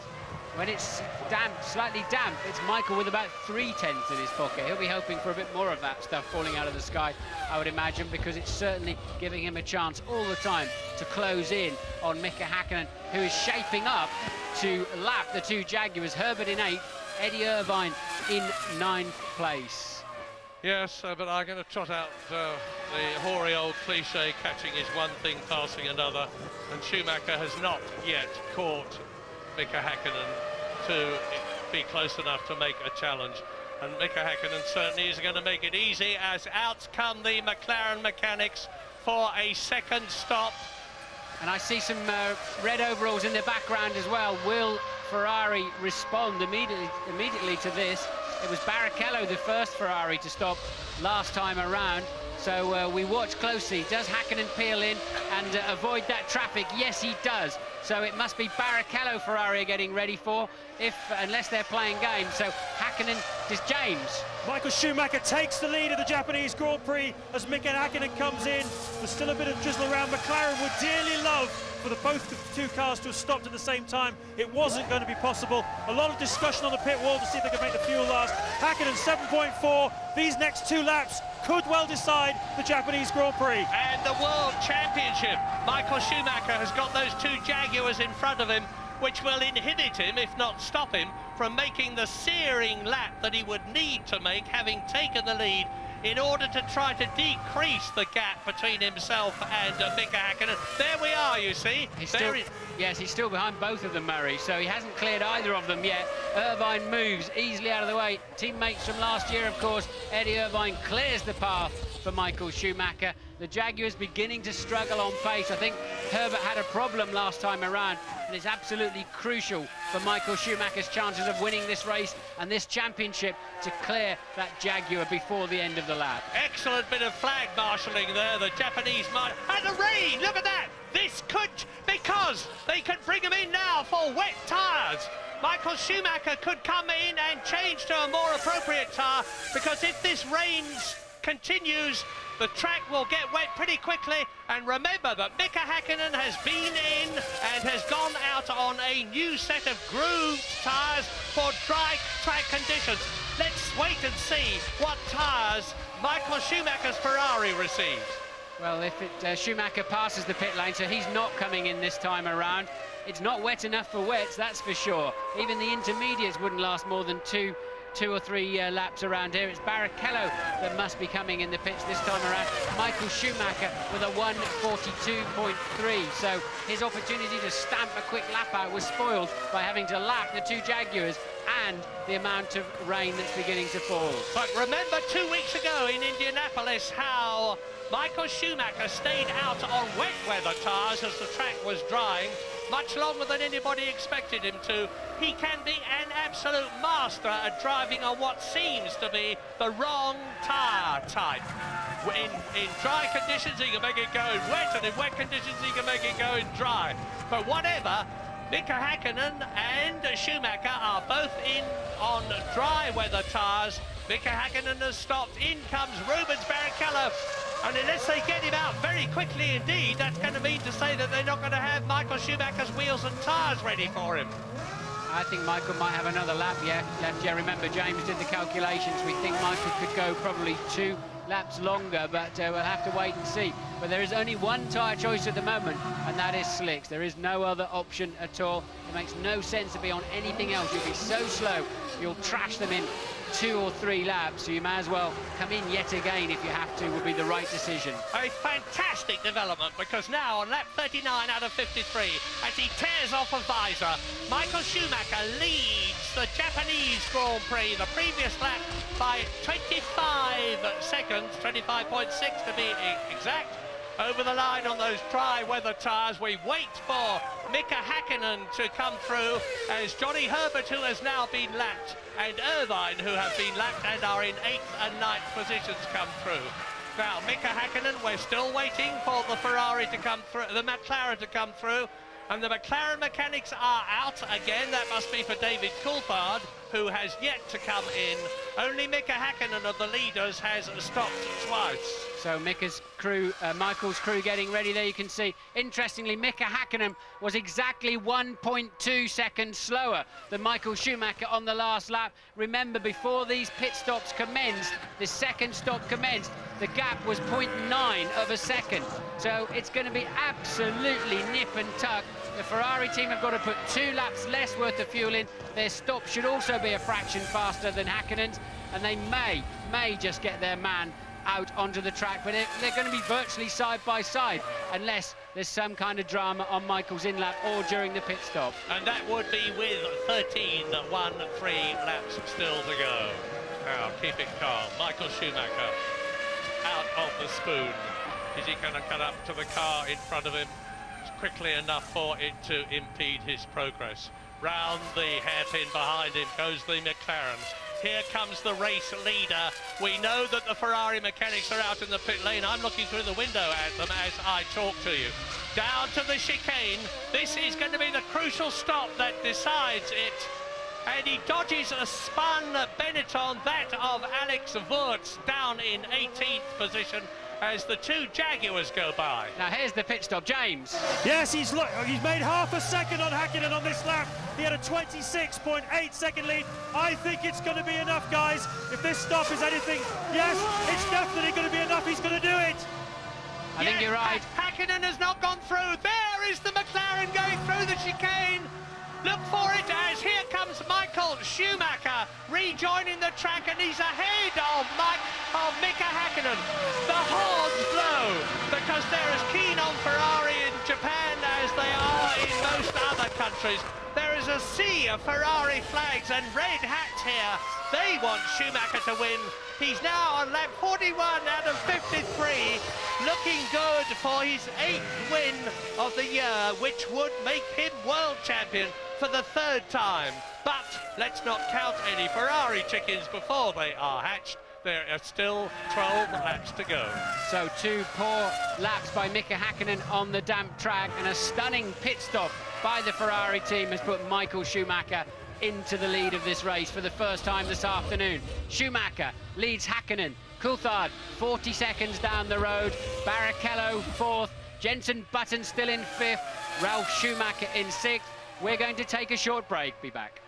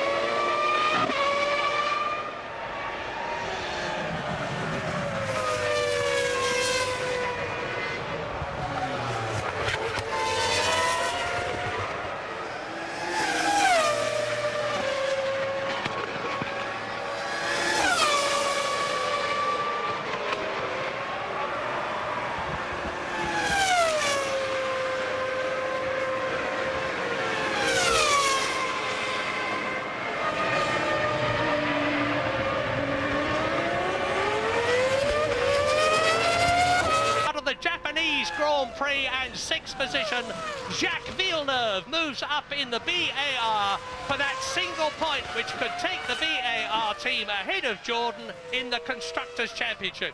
This is what happened. Yes, he put a wheel up on the white line, ran in too deep into 1 and spins off before ever arriving into 2. Very close up behind the Minardi, and another mistake there for Ralf Schumacher. Not been one of his greatest seasons by any stretch, and tried to gently pull away in that gravel trap, but it dug in. The floor pan bottoms out, and that's it. You just can't find any traction. Michael Schumacher now still with a 4.1 second lead last time around. Barrichello now levelling out with Coulthard, 10 seconds behind Coulthard in 3rd place. Is Coulthard, Barrichello 4th, Button now a clear 5th. Now that Schumacher is in the boondocks, and Villeneuve, as you say, moving up into the final points, and the 2 Jaguars, 7 and 8. And one of the German journalists has done a very detailed examination of driver mistakes during this season. And you know who's made the least mistakes of all? The man you're looking at, Jenson Button, who is in 5th position. James, over to you. Murray, I've felt some raw emotions in the last 10 years of being in Ferrari garage. They were also rounds 5 or 6 years ago. The mechanics are in tears here, some of them. They really don't know what to do with themselves. It's absolute agony. They're fidgeting, they can't watch the television, they don't know what to do. It's the 4th straight year they've come looking for a championship and been within sight of it. It might be another earthquake, guys, but I could swear this whole garage is shaking. Well, that may well be so, but if Michael Schumacher wins this race in the championship, and we've still got 9 laps to go, it will be no more than he deserves. In 1995, he made a brave policy decision to leave Benetton as double world champion, and join the broken Ferrari team to try to revive it. That was going to be his challenge. Well, he didn't do so in 96. He had a terrible 97 season when he was excluded from the World Championship after having a rather rumbustious coming together with Jacques Villeneuve in the last race of the year at Jerez. He didn't win it in 98 when Häkkinen stole it from him at the last race of the year at Suzuka. He didn't win it in 1999 when Häkkinen did exactly the same thing, from second on the grid in the case of the Finn. But now Michael Schumacher is not only leading the race on lap 44 out of 53, but he is increasing his lead over the man you're looking at, Mika Häkkinen. As you can see, the gap now is 4.7 seconds. David Coulthard is third, as he has been for the whole race. Rubens Barrichello, who I frankly admit has disappointed me in this race, is the second Ferrari, and Ferrari are looking good in the Constructors' Championship as they are in the Drivers' Championship, because both their cars are in the top four, as are both the McLarens. Jenson Button looks like scoring another 2 World Championship points to add to the 10 that he has already, with a possible 5th place for Williams. He's the star of this year in many, many ways. And Jacques Villeneuve on 1 World Championship point for BAR to move them ahead of Jordan. But what a race it's been for Michael Schumacher. Well, he kept his head, didn't he, in the early part, and just kept attacking Mika to be sure he was somewhere near, there or thereabouts, so that with that extra fuel they put on board, McLaren, I think, were a touch conservative on how much fuel they gave Mika in that first stop, because I think they had a bit more of a lead than that. They wanted to ensure track position, and it's cost them in the end. It enabled Michael to have those 2 extra laps before coming in, a slightly shorter fill, and just to really help it along, it was spitting with rain, and Mika was not lapping that fast. We're going to take a short break.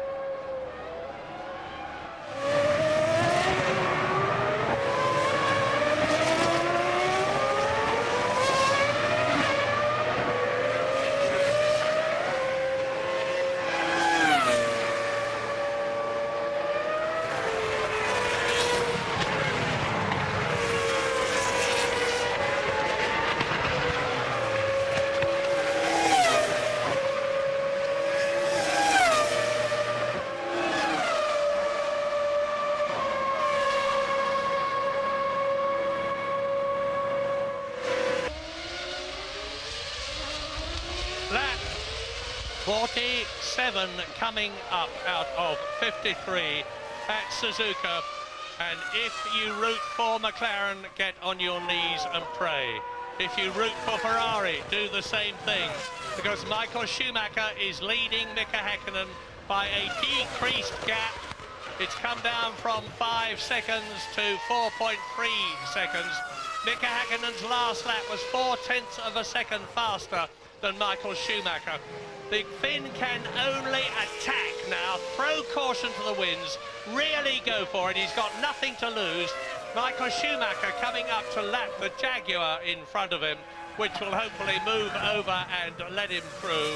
It looks like Eddie Irvine's car, the man who was his teammate last year. But Michael Schumacher, at the moment, at the rate they are going and the number of laps they've got, obviously, but he moves through on the inside at the hairpin. Yes, and the reason he's moving past the Jaguars again, of course, is he's made a pit stop since he passed them last time around, where you lose about 25 seconds. So Michael having to repass both Jaguars, the first one of them down, and Johnny Herbert about 3 seconds down the road, and there's the sign that says it all. It's lap 6 to go, plus 4.3 seconds from Hackey, as they put it, to shorten it up on the board. And Michael now looking supremely confident. 6 laps to go at the end of this race. A Japanese Grand Prix which has been full of excitement and nail-biting interest all the way through.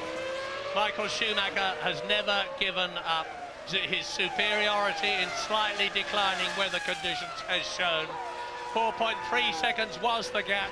He's got one Jaguar between himself and Mika Hakkinen. 4.2 seconds is the gap now. He's on his 48th lap with just those few 3.6 miles between himself and his third World Championship to join those great champions of the past I was talking about earlier on. He'll need to keep his wits about him. They're now running 5 seconds slower than they were earlier in the race. That tells you just how damp the racetrack is. Remember, Michael Schumacher spun off leading in Indianapolis through lack of attention. And look, you can see the rain falling now against the back of Ron Dennis's black jacket there, and Michael will have to be super cautious. Barrichello made a mistake last time around. He slipped back slightly from Coulthard. I don't know what their problems are back there, but Barrichello was certainly beginning to threaten, and that would give Ferrari an even bigger stranglehold on the manufacturer's title, and it looks like they're in with a great chance of the driver's title. As Johnny Herbert moved over and courteously let Michael Schumacher through. So the German has now got not one but 2 Jaguars between himself and Mika Hakkinen. I wouldn't expect Irvine and Herbert to be any less considerate of Mika Hakkinen trying to pass them than they were of Michael Schumacher. But the fact is he's got to do it, and he might be trying to do so at the wrong place.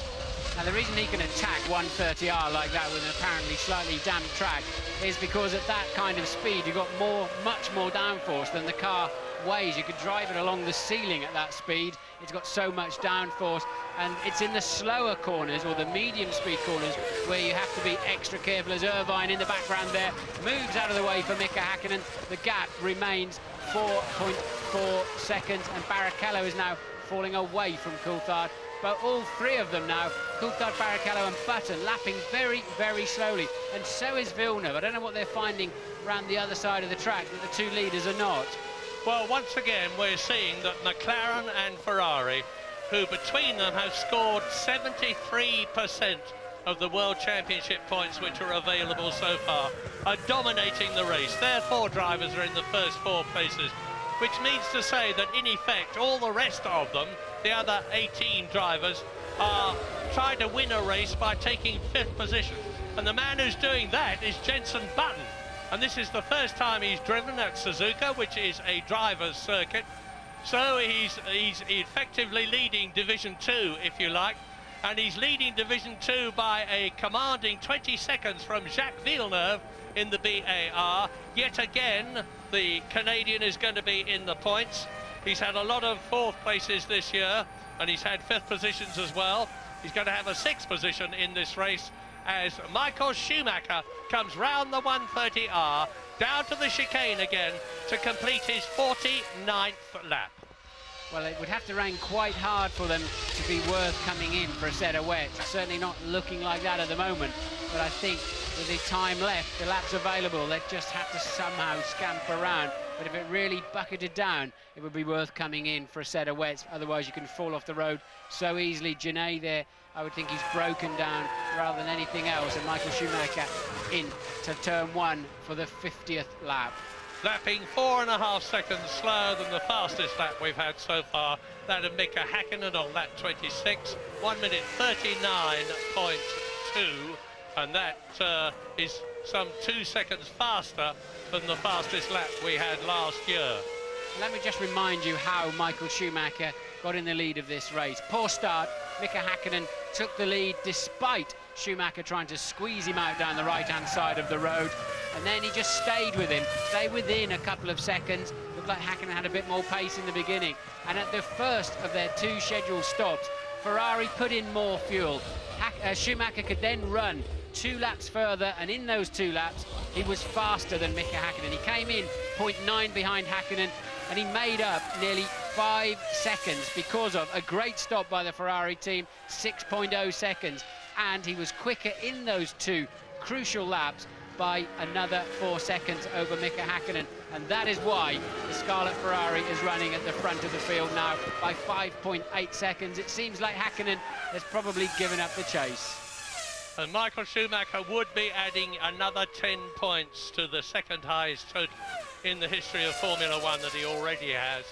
He's got 660 points now to Alain Prost's 798. Just 1.5 points off the magic 800. An incredible figure. And Michael Schumacher could beat that if he goes on to continue in Formula One, as he has said he would do. Over the line again. Lap 51 is the one that Michael Schumacher is on now. 3 laps including the one that he is on. 5.6 seconds. Mika Häkkinen must just be hoping for the best now. And the best, as far as he's concerned, would be that Michael Schumacher strikes one of several possible alternatives. Traffic which slows him up, which is not likely, or that he has some kind of a defect. Michael barely on the throttle there through turn 6, Murray. Absolutely amazing. Just really just coasting on that throttle. The track must be very, very slippery now. It doesn't look it from here, does it? But Michael just squeezing the throttle and look, fighting the car through the exit there of Degner 2. That track is much more treacherous than it looks. Yeah, he is acknowledged to be, as he has proved many, many times, to be the rainmaster. Who will ever forget his victory at Spain for Ferrari, his victory at Monaco for Ferrari in appalling weather conditions. If anybody can find traction in greasy or wet conditions, it's going to be Michael Schumacher. He's on his 51st lap now, coming towards the end of, coming up to the 130R and the chicane again to complete 51 laps, to start his 52nd and last lap, but one.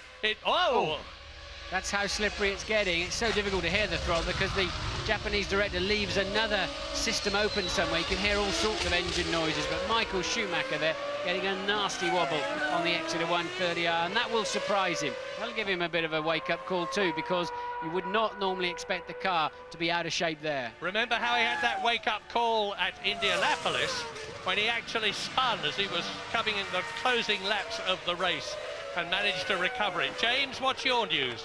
Murray, it's unbelievable. The Ferrari mechanics have got their hands together as if they're in prayer. They're 2 laps away from the dream. And the man who's most uncomfortable of all is Willy Weber, Michael Schumacher's manager. Not only does he stand to make hundreds of millions of dollars if this comes off, I'm told, of course, 2 times he made some Michael Schumacher world champion caps, and both times Schumacher failed to win the championship. This time I just asked him, where are the caps, Willy? He said, this year we didn't make no caps. Well, let me tell you this. If Michael Schumacher wins this race, and he's not far off starting his last lap, it will not just be down to Michael Schumacher. Formula One is a team event. It will be down to a lot of other people.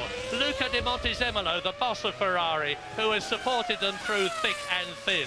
Jean Todt, the little Frenchman, who is the team manager, who has led the Ferrari revival. Ross Brawn, the English technical director, who has done a fantastic job in terms of not only developing the cars, but race strategies. And by no means least, South Africa's Rory Byrne, who sits patiently in Italy, and we very seldom see him at races. The man who designed the winning Benettons for Michael Schumacher when he was double world champion, and has now designed the winning Ferraris. the wind tunnel experts at Maranello, all the people in Italy who produce these magnificent motor cars. And Formula One will rejoice, the world will rejoice if Ferrari wins it. They richly deserve to. I can see a national holiday in Italy coming up at the end of this flying lap if Michael Schumacher keeps it all pointing in the right direction.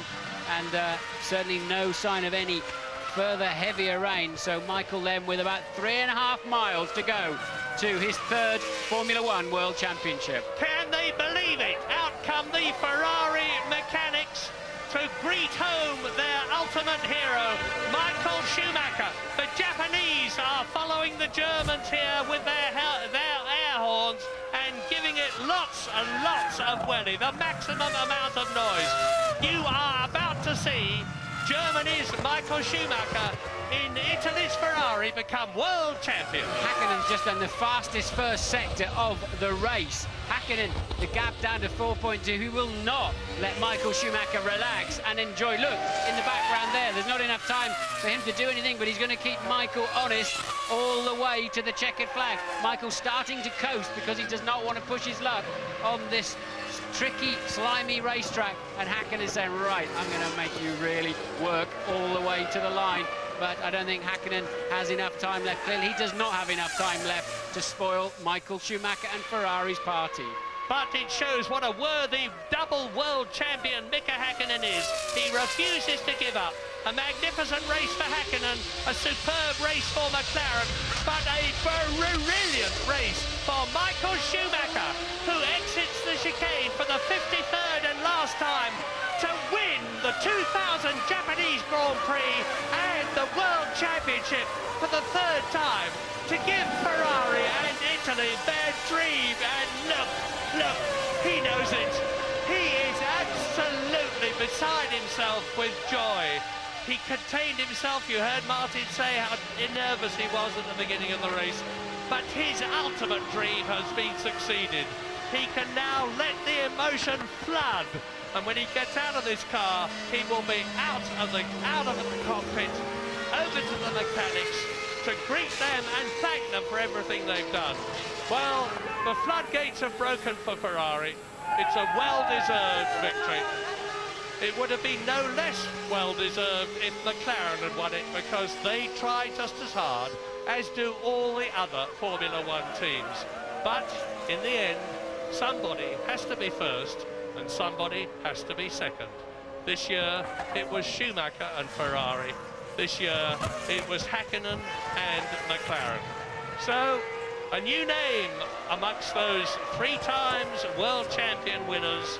Fangio won it 5 times, Prost won it 4 times, but Jack Brabham, Jackie Stewart, Niki Lauda, Nelson Piquet and Ayrton Senna won it, and now Michael Schumacher, 3 times world champion. We're leaving, but we will be back for the podium.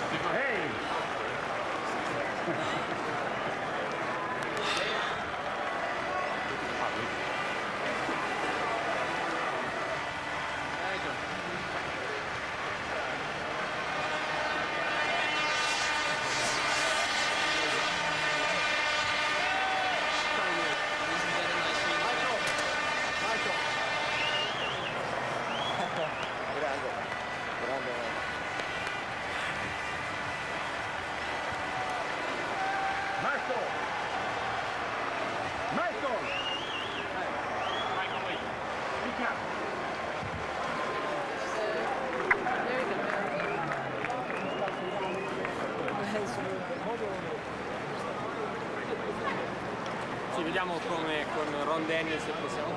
Cappellino! Andiamo dietro! Sei pronto? Porta fortuna ragazzi! Zac!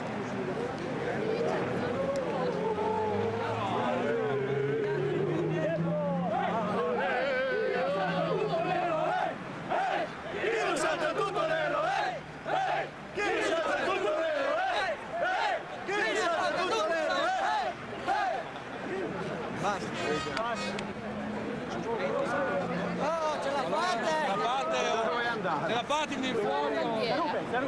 Rubens vai sotto il Rubens, ho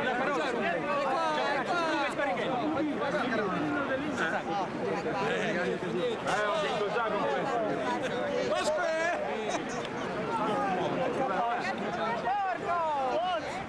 Forza, allora! Ti vuoi vinto la stecca! Vai dal tuo cazzo!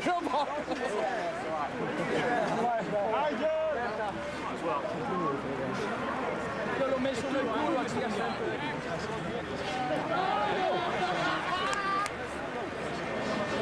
Sono qua giù a festeggiare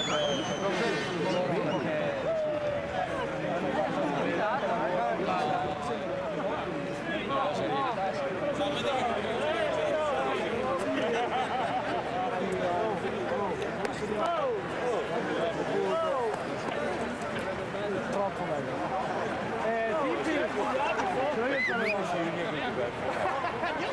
Già lo spavolo! Senti, ma lei mi dice io a questo punto. Grazie, grazie.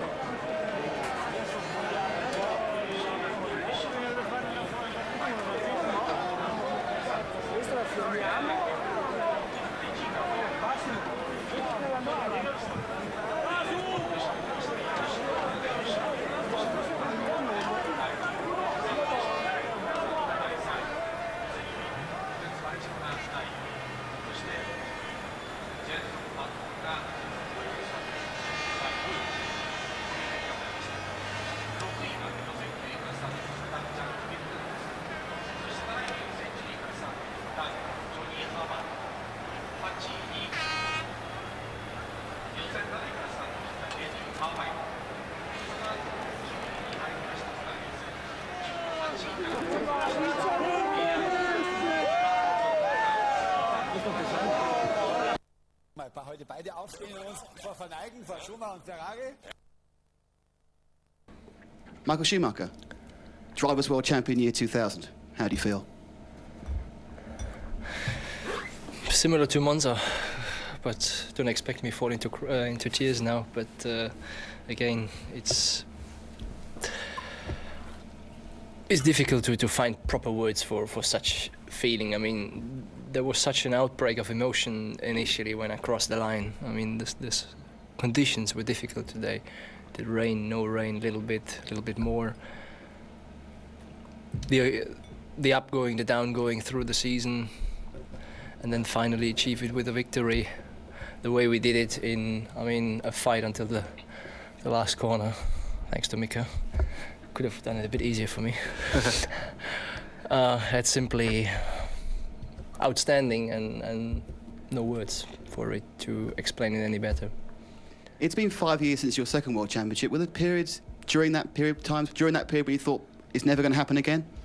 No, I didn't think it would never going to happen again. But obviously, every year it didn't happen. It got longer and longer, and you somehow get more upset that it doesn't work finally, even though we always felt we had an opportunity, and then we couldn't use it for many reasons.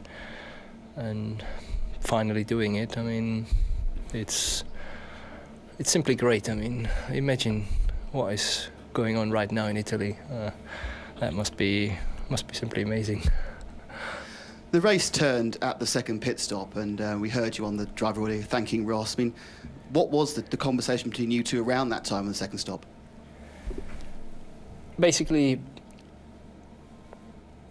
as we saw Mika going in for his pit stop, we knew we had a couple more laps to go, and we knew these were the crucial lap.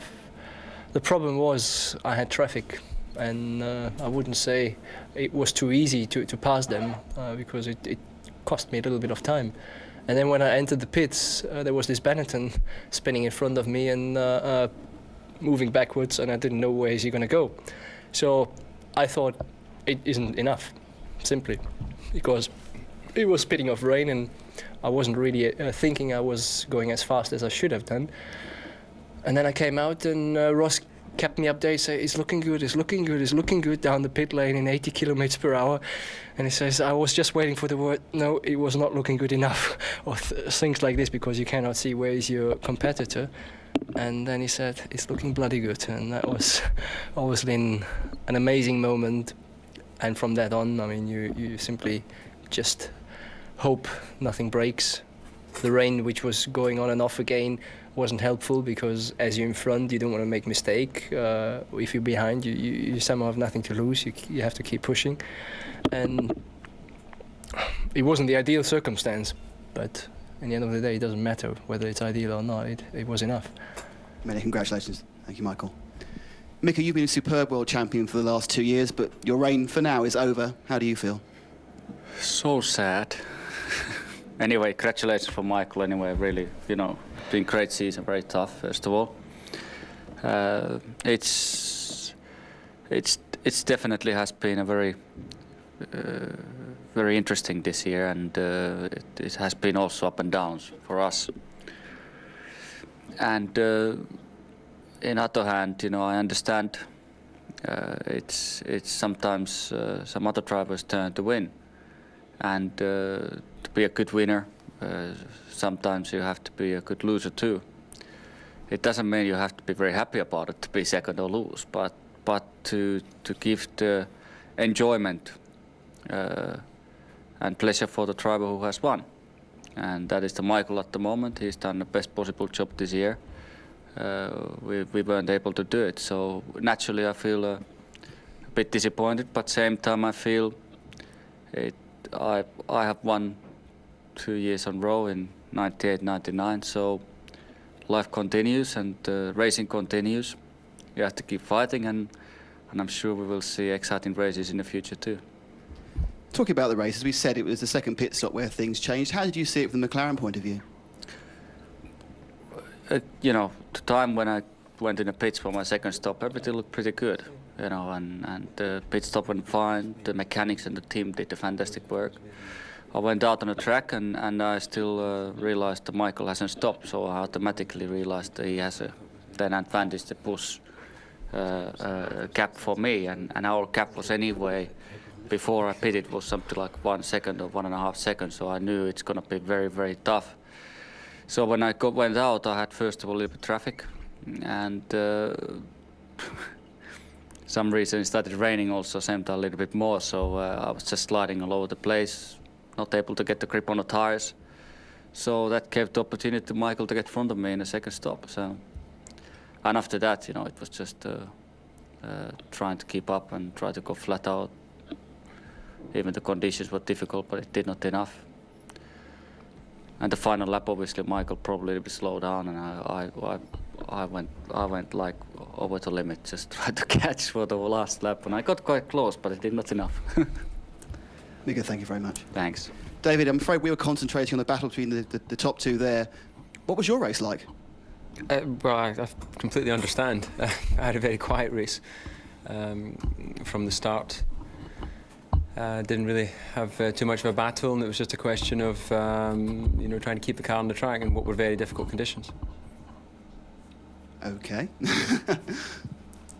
As Michael returns to us. Thank you, David, for that one. You put me off there. Michael, as you said, Italy's already celebrating the first Ferrari World Champion for 21 years, I think. How are you going to celebrate tonight? Yeah, I guess we haven't planned anything, and I ask everyone not to plan anything because I simply feel it gives unluck. And we improvise, you say? Or, yeah. So we will do something, I'm sure. That's great, thank you. And now a word from Michael in your own languages. Starting with Michael. Ja, hij had er geen woorden voor.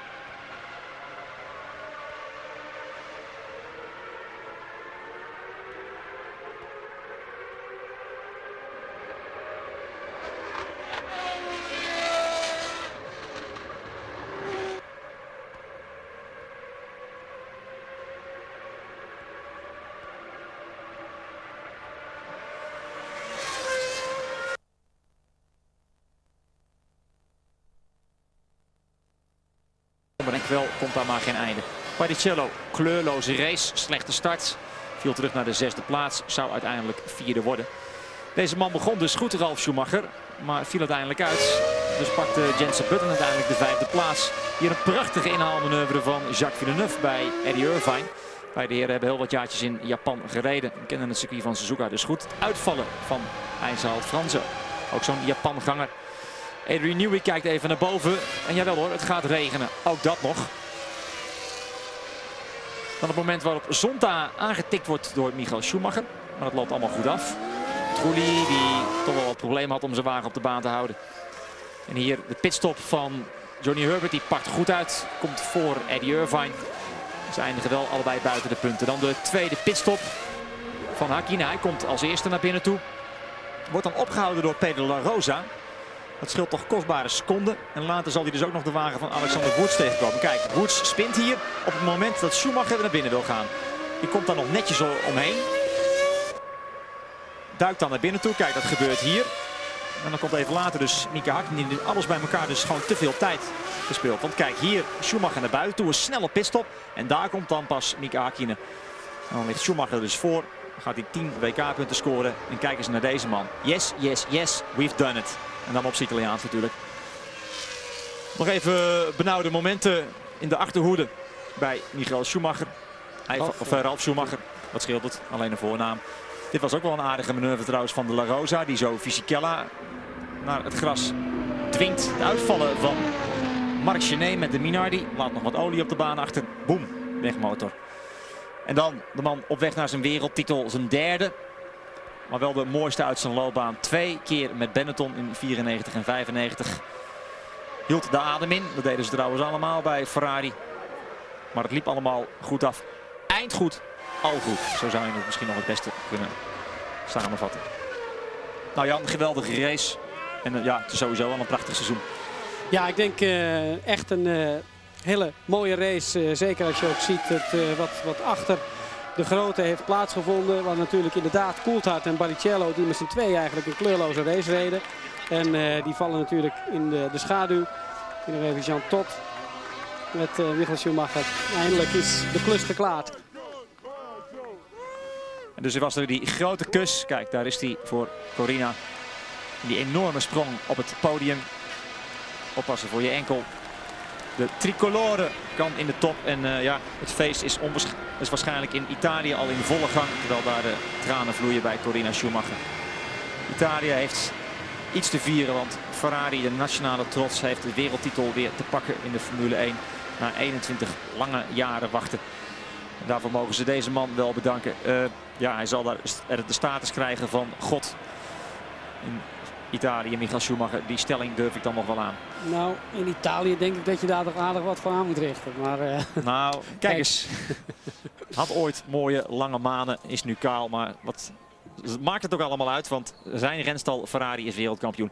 Wordt er nog gefeest vanavond? Nou, Schumacher, ze hadden niks gepland. Maar het ongetwijfeld zal het nog lang gezellig zijn in Japan. Nou, daar gaan ze dan. Ja, jongen. Je had het beloofd. Nee, doe het maar niet. Oké, haal ze maar weg. Ferrari viert feest. Ferrari is blij. En daar Barrichello, die even moeite heeft met het herkennen van deze man.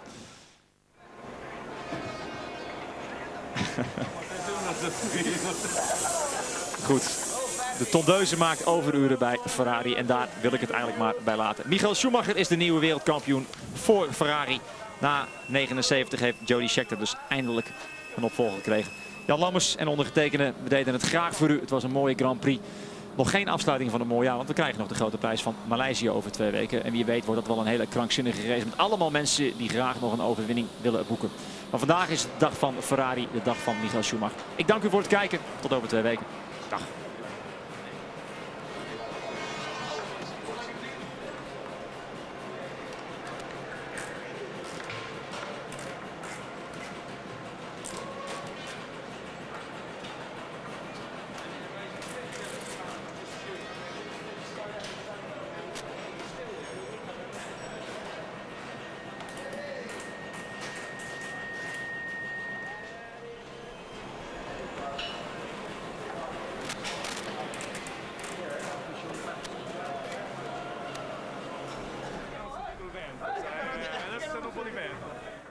looking for a quiet day as we run through the complete list of how things went in the Japanese Grand Prix. If you're looking for a quiet day today, Tony, steer clear of Maranello in northern Italy.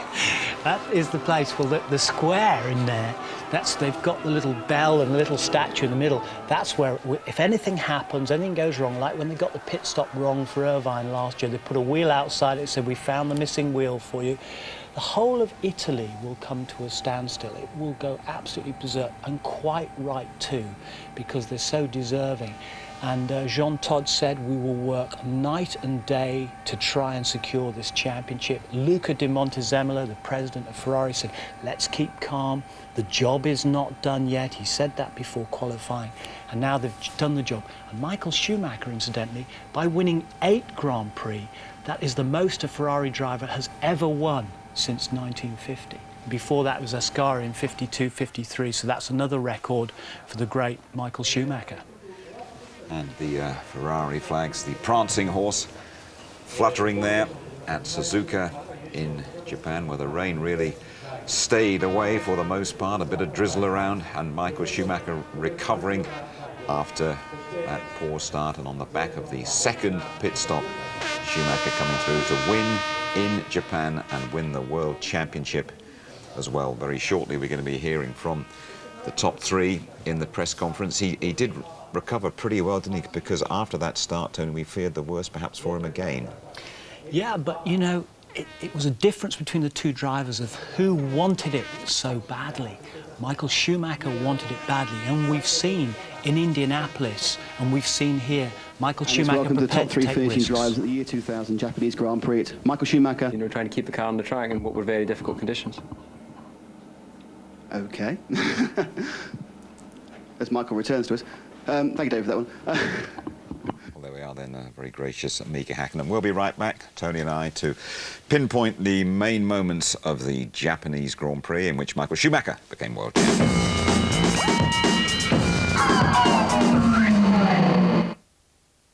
OK then, Tony, let's wind back to the start of the Japanese Grand Prix. We pointed out before the problems that Schumacher has with that downhill start at Suzuka. He veered across, didn't he? But Hakkinen went by him. I know, but we say, you know, how does he put it behind him that he's got to this last hurdle so many times before? And here it is again, a bad start from Michael Schumacher. An incredibly brilliant start from Mika Hakkinen there. But instead of a zigzag, it was just a zag from Michael Schumacher going across one time. And if you look at it again from here, look, he goes straight across there and puts the squeeze immediately on Mika Hakkinen. He tries it on, prepared to take a risk, even in this, you know, championship showdown as far as he was concerned, trying to get this race wrapped up.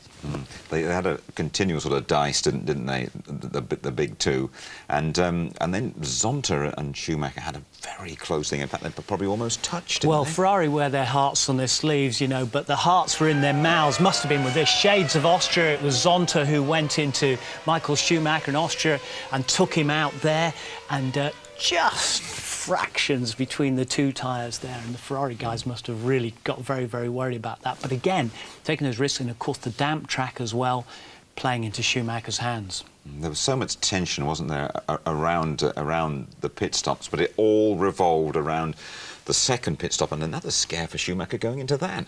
Yeah, very, very critical, and there was traffic going in there.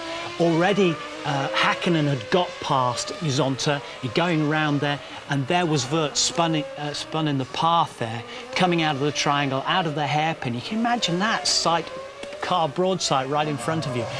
Now, the Ferrari guys have been practicing their pit stops. They're brilliant at this. They put in a stop really, really good. But, of course, they put that extra bit of fuel in at the first stop, and that had given them the opportunity to stay out those couple of extra laps.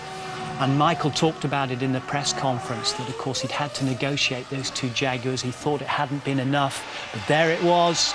That crucial second stop comes out ahead, and he'd made up something like about 5 seconds over those extra laps when he'd been out, plus that in the pit stop. Brilliant tactics. Ross Brawn we can't say enough about. As Johnny Herbert said, that man is a major contributory factor to this title for Ferrari. No tears from Michael Schumacher. Finally from you, Tony, this time, but it meant a huge amount to him, this, didn't you? You could see that. Yeah, you could. I mean, he said, you know, you might have to wait another 10 years before you blood, but you saw him crying there in Parc Ferme. I'm sure he burst into tears into his helmet as he crossed line, because you saw him beating his fist. And that's it. Everything for him and Ferrari. This is a fabulous moment for motorsport. Great day for them. Tony, Charlie, thank you very much indeed. We have a rerun of the Japanese Grand Prix a little bit later on, 1:55 this afternoon. More reaction in our highlights programme at 11:40, and that highlight show repeated as always ITV2 tomorrow night at 7. Couple of weeks all over in Malaysia. You can see qualifying 11:45 on the Saturday, the race live at 7:45 Sunday morning, rerun at 2:10, and highlights at 11:50. What a weekend for German sport then. Triumphs at Wembley and at Suzuka. We salute Michael Schumacher, champion of the world for a 3rd time. Bye-bye to you all.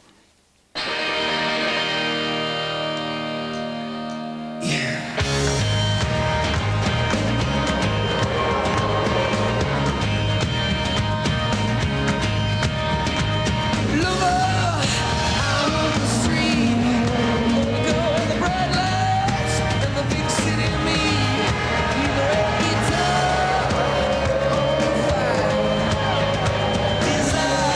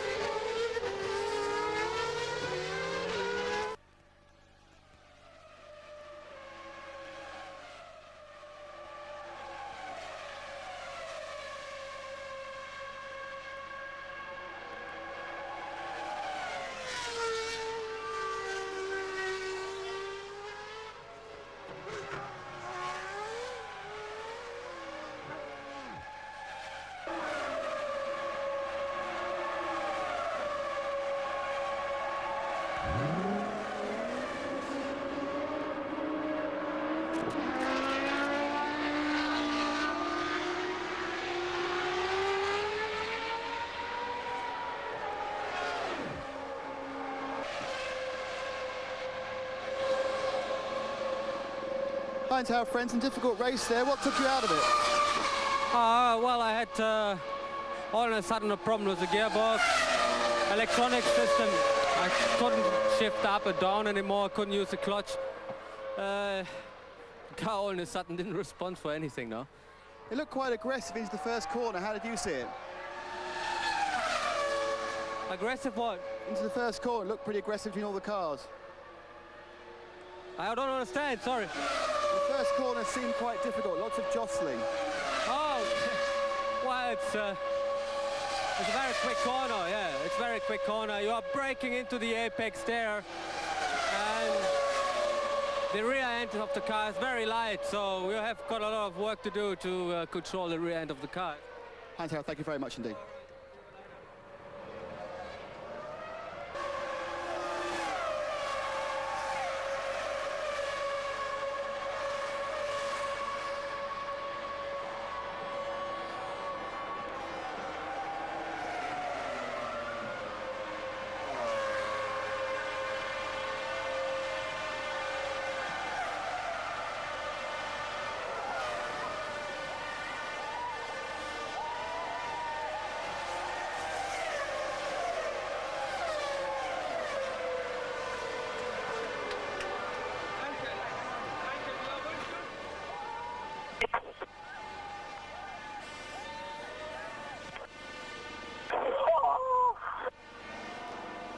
Okay, Michael, we're going on broadcast. Give us your feelings as a broadcaster.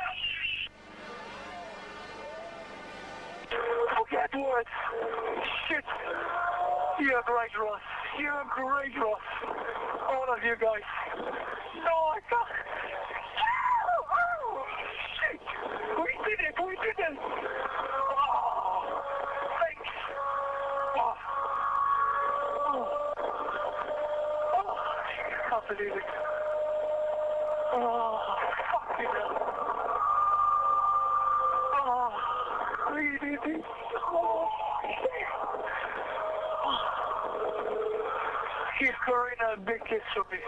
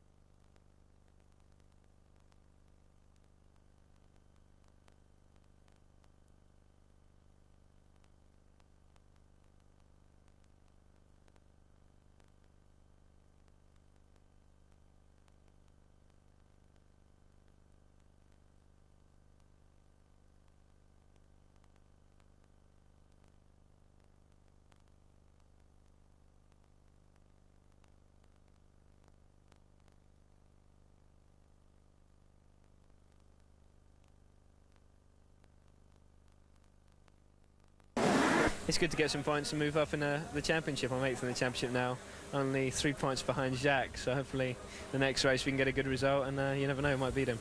Everybody's been very impressed with the way you've adapted to this circuit, which is one of the most difficult, the real driver circuits, and once again you've outperformed your teammate. It is definitely a tough circuit, and it was to learn. That was the big thing here. And also it's quite demanding. After about 18 laps I started feeling it in my arms, but I don't know why, after the first pit stop I was fine. Maybe because the car wasn't handling that well in the first stint, maybe that's why I was pushing a bit harder than I would do normally. But it's great to get a 5th position and get a couple of points for myself and the team. I know they're rivals, but the word on Ferrari winning their first World Championship for 21 years. I think it's amazing. More than that, Michael, because he's he won in '94 and '95, and it's been so long, hasn't it? Really, and he has been the best driver in the world. I think he has, and he definitely is now, and he really deserves it. And he's done a great job this year. It's well done to him. You can't win every World Championship. You know, we've won a few. It would have been nice to be in contention for the last race, but on the day, you know, it's not about this race, it's about all of them. First World Championship for Ferrari for 21 years. You're one of the architects of it. Tell us what it means to you and to this team. Well, personally, it's why I came to Ferrari, to do this, so I've achieved my dream, and so has everyone else in the team. I feel disappointment for Mika and for the team, because obviously the reign is for him as a champion, and possibly for the constructors is over. But you know, we go to Malaysia, we try and do the best we can, and maybe it means I have the opportunity also to go for a win in the last race. It did not go exactly like we planned, and it looked pretty good. You know, the start went fine. I was leading a race, okay, except there was some smoke coming out of the car in the start. What I was a bit concerned about that. But nevertheless, I was trying to concentrate all the time for the racing itself, and went flat out.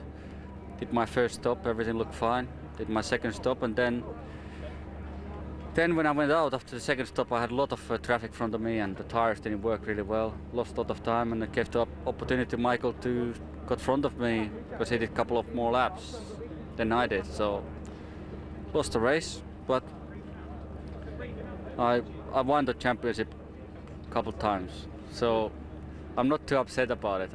I think, you know, the one says to be a good winner, you have to be a good loser, you know. And I think I'm happy for Michael, you know. That's what racing should be, you know. We had to be fair, and it's unfair if I start spoiling his victory now and start saying something negative and not to be happy about it. I think this is fun, you know. Let's remember this is sport, and next time it's my turn to maybe win. There we are then, very gracious Mika Häkkinen. We'll be right back, Tony and I, to pinpoint the main moments of the Japanese Grand Prix in which Michael Schumacher became world champion. And here's your complete Suzuka rundown. Michael Schumacher becomes a triple world champion. Häkkinen posting the fastest lap as he hands over his crown. Third equals Coulthard's best at Suzuka. Barrichello, well, he's having his best season ever. Button, very impressive in his penultimate drive for Williams. Villeneuve scoring a precious point for BAR. Both Jaguars, Herbert and Irvine, firmly in the top 10. Zonta, well, he gave Schumacher a real scare. Salo, the first Sauber home, followed by teammate Deniz. Then De La Rosa, Trulli 13th, that's disappointing. So is 14th for Fisichella. Mazzacani, the last official finisher. Genet's engine failed, Ralf Schumacher spun off. Heidfield's rear suspension, that went. Wirtz, another spinner, transmission failure for Frentzen. Alace's Prost blew in spectacular fashion. A faulty gearbox finished Verstappen in the orange arrows. In a couple of weeks, it is all over in Malaysia, qualifying 11:45 on the Saturday morning. Race coverage starting 7:45 on Sunday, the rerun at 2:10, and highlights just before midnight. What a weekend it has been for German sport. Triumphs at Wembley and at Suzuka. We salute Michael Schumacher, champion of the world for the third time. Good night to you all.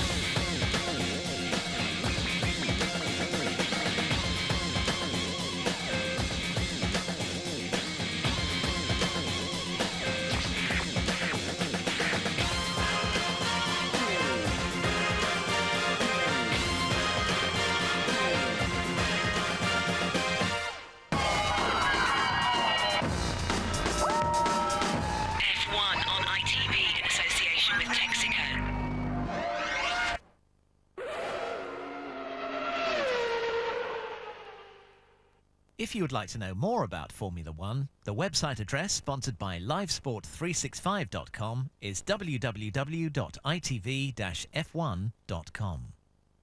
Sta per iniziare l'ultimo giro per Michael Schumacher, gli ultimi 5 chilometri di questo Gran Premio. Michael Schumacher sta allungando le mani sul titolo iridato. Fra l'altro, se la classifica dovesse rimanere questa, Schumacher, Häkkinen, Coulthard, Barrichello, la Ferrari porterebbe a 14 lunghezze il vantaggio sulla McLaren nel mondiale costruttori.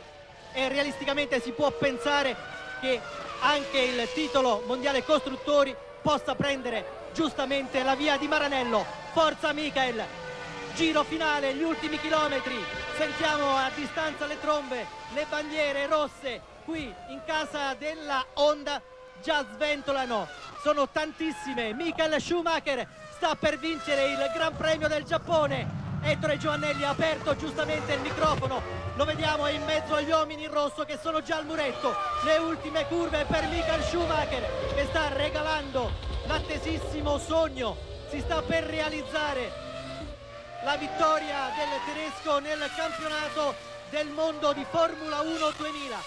Siamo qui alla curva del Cucchiaio, siamo a pochi chilometri dal traguardo, la festa sta per iniziare qui a Suzuka, a Maranello e in ogni angolo del mondo. Ci sono 420 club Ferrari sparsi nei 5 continenti, dove la Ferrari vanta un numero impressionante di tifosi.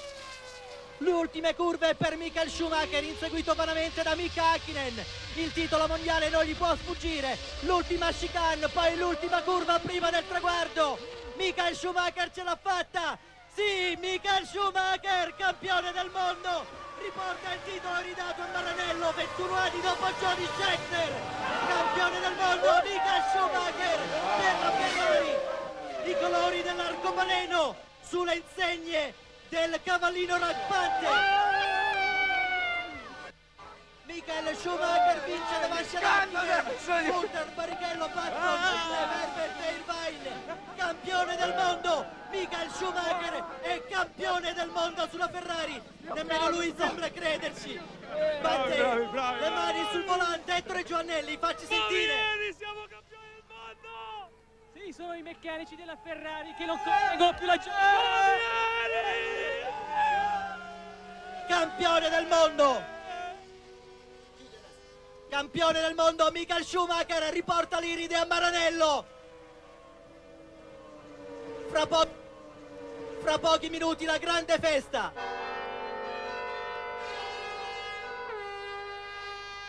È stato il coronamento di un sogno e di un impegno ostinato da parte di tutti.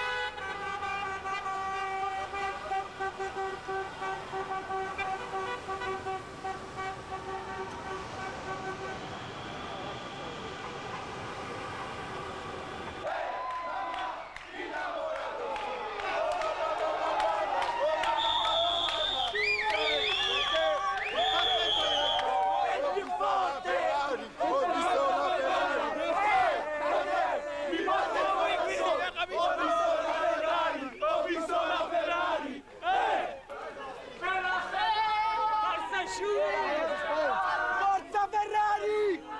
Vai!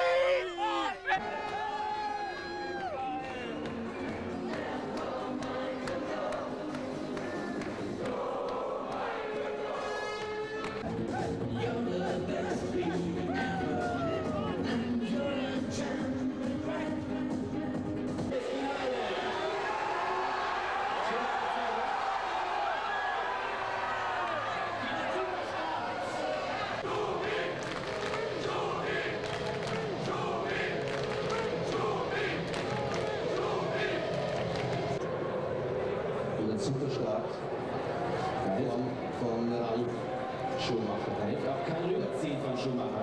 Ja, da kommt er rüber. Schauen Sie mal, wie der beschleunigt jetzt. Er fährt einfach vorbei, als hätte er mehr Leistung. Das ist wieder dasselbe, was wir schon mal gesehen haben.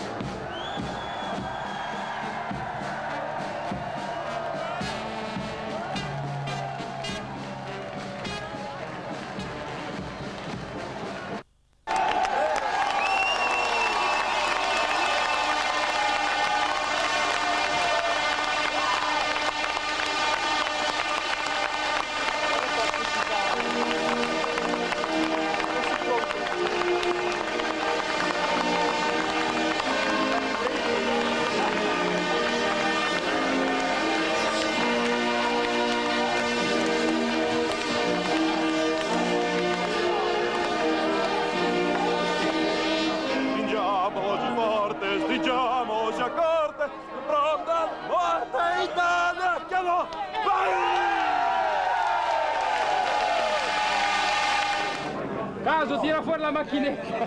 Dai, dai, coraggio. Tagliamo i capelli alla stella Bruno, Ah, posso mangiare, Bruno? Guarda che brutto posto.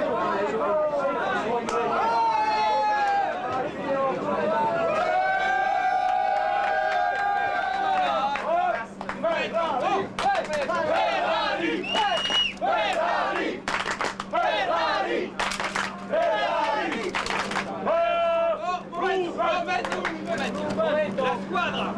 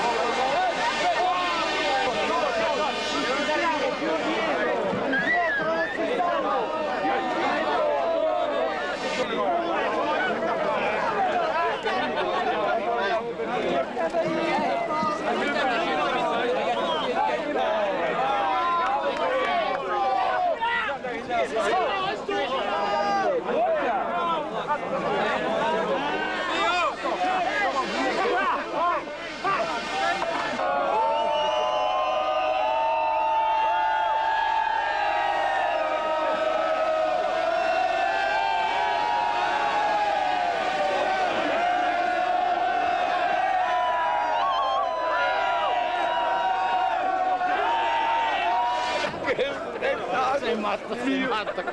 Sei matto. Raga. Oh, non so dove è venuto fuori, però è venuto fuori.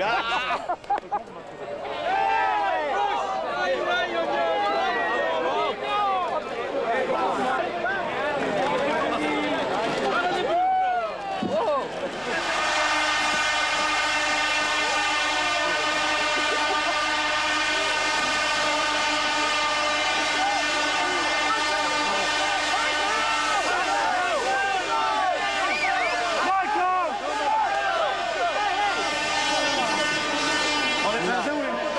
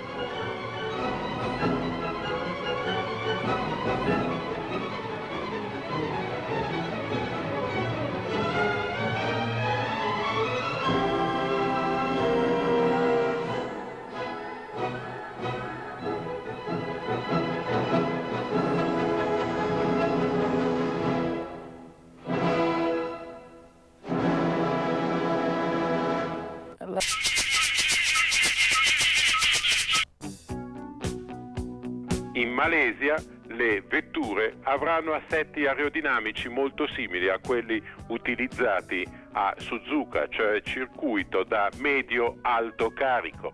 Lo vediamo con l'aiuto dei disegni. La Ferrari ha utilizzato per quasi tutta la stagione i profili a freccia.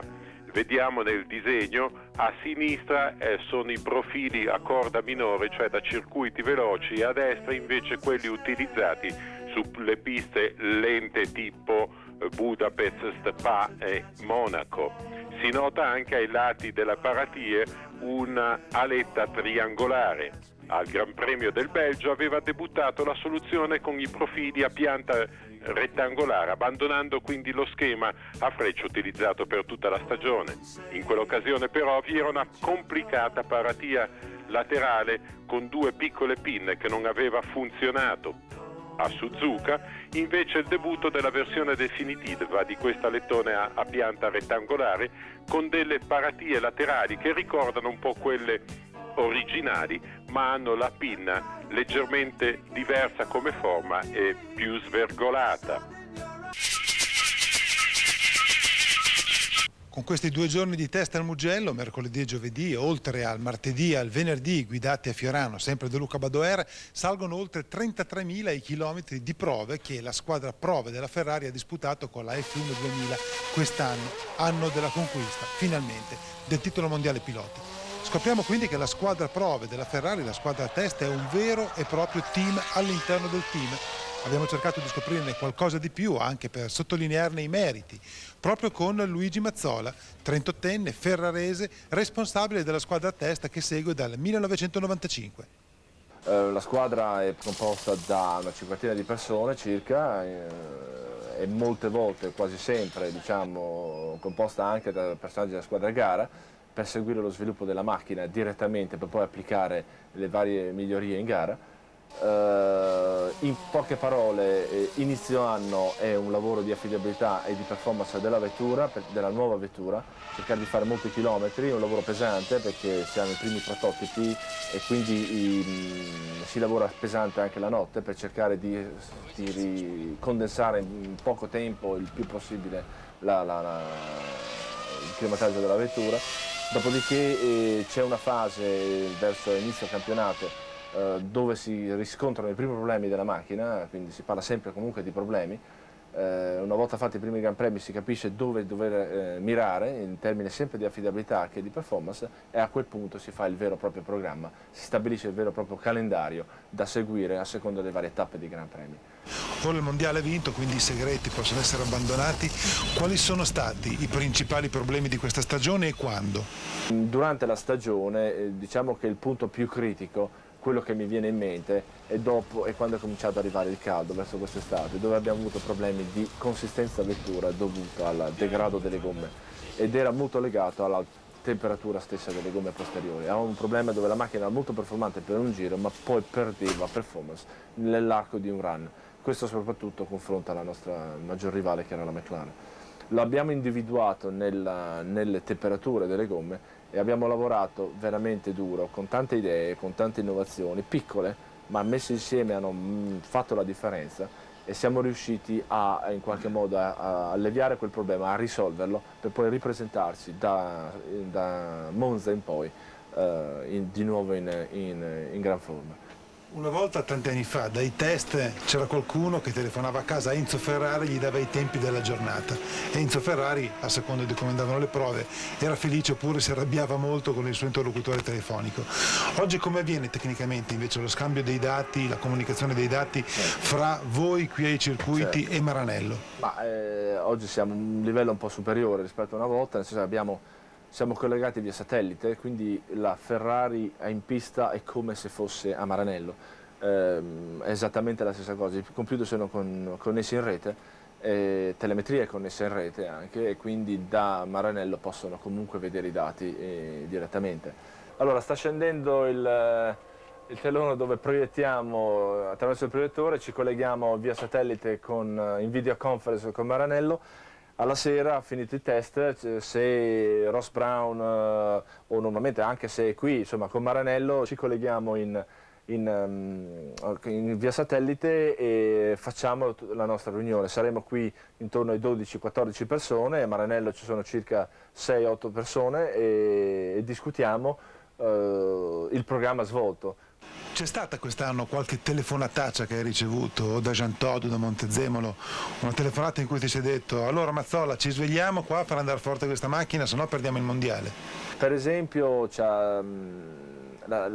tutta la storia delle gomme, delle temperature delle gomme, dove eravamo un po' in crisi, la verità, perché non era così semplice. È stato il primo giorno, per esempio, a Monza, dove abbiamo avuto problemi grossi durante i test, e dove la situazione era molto critica.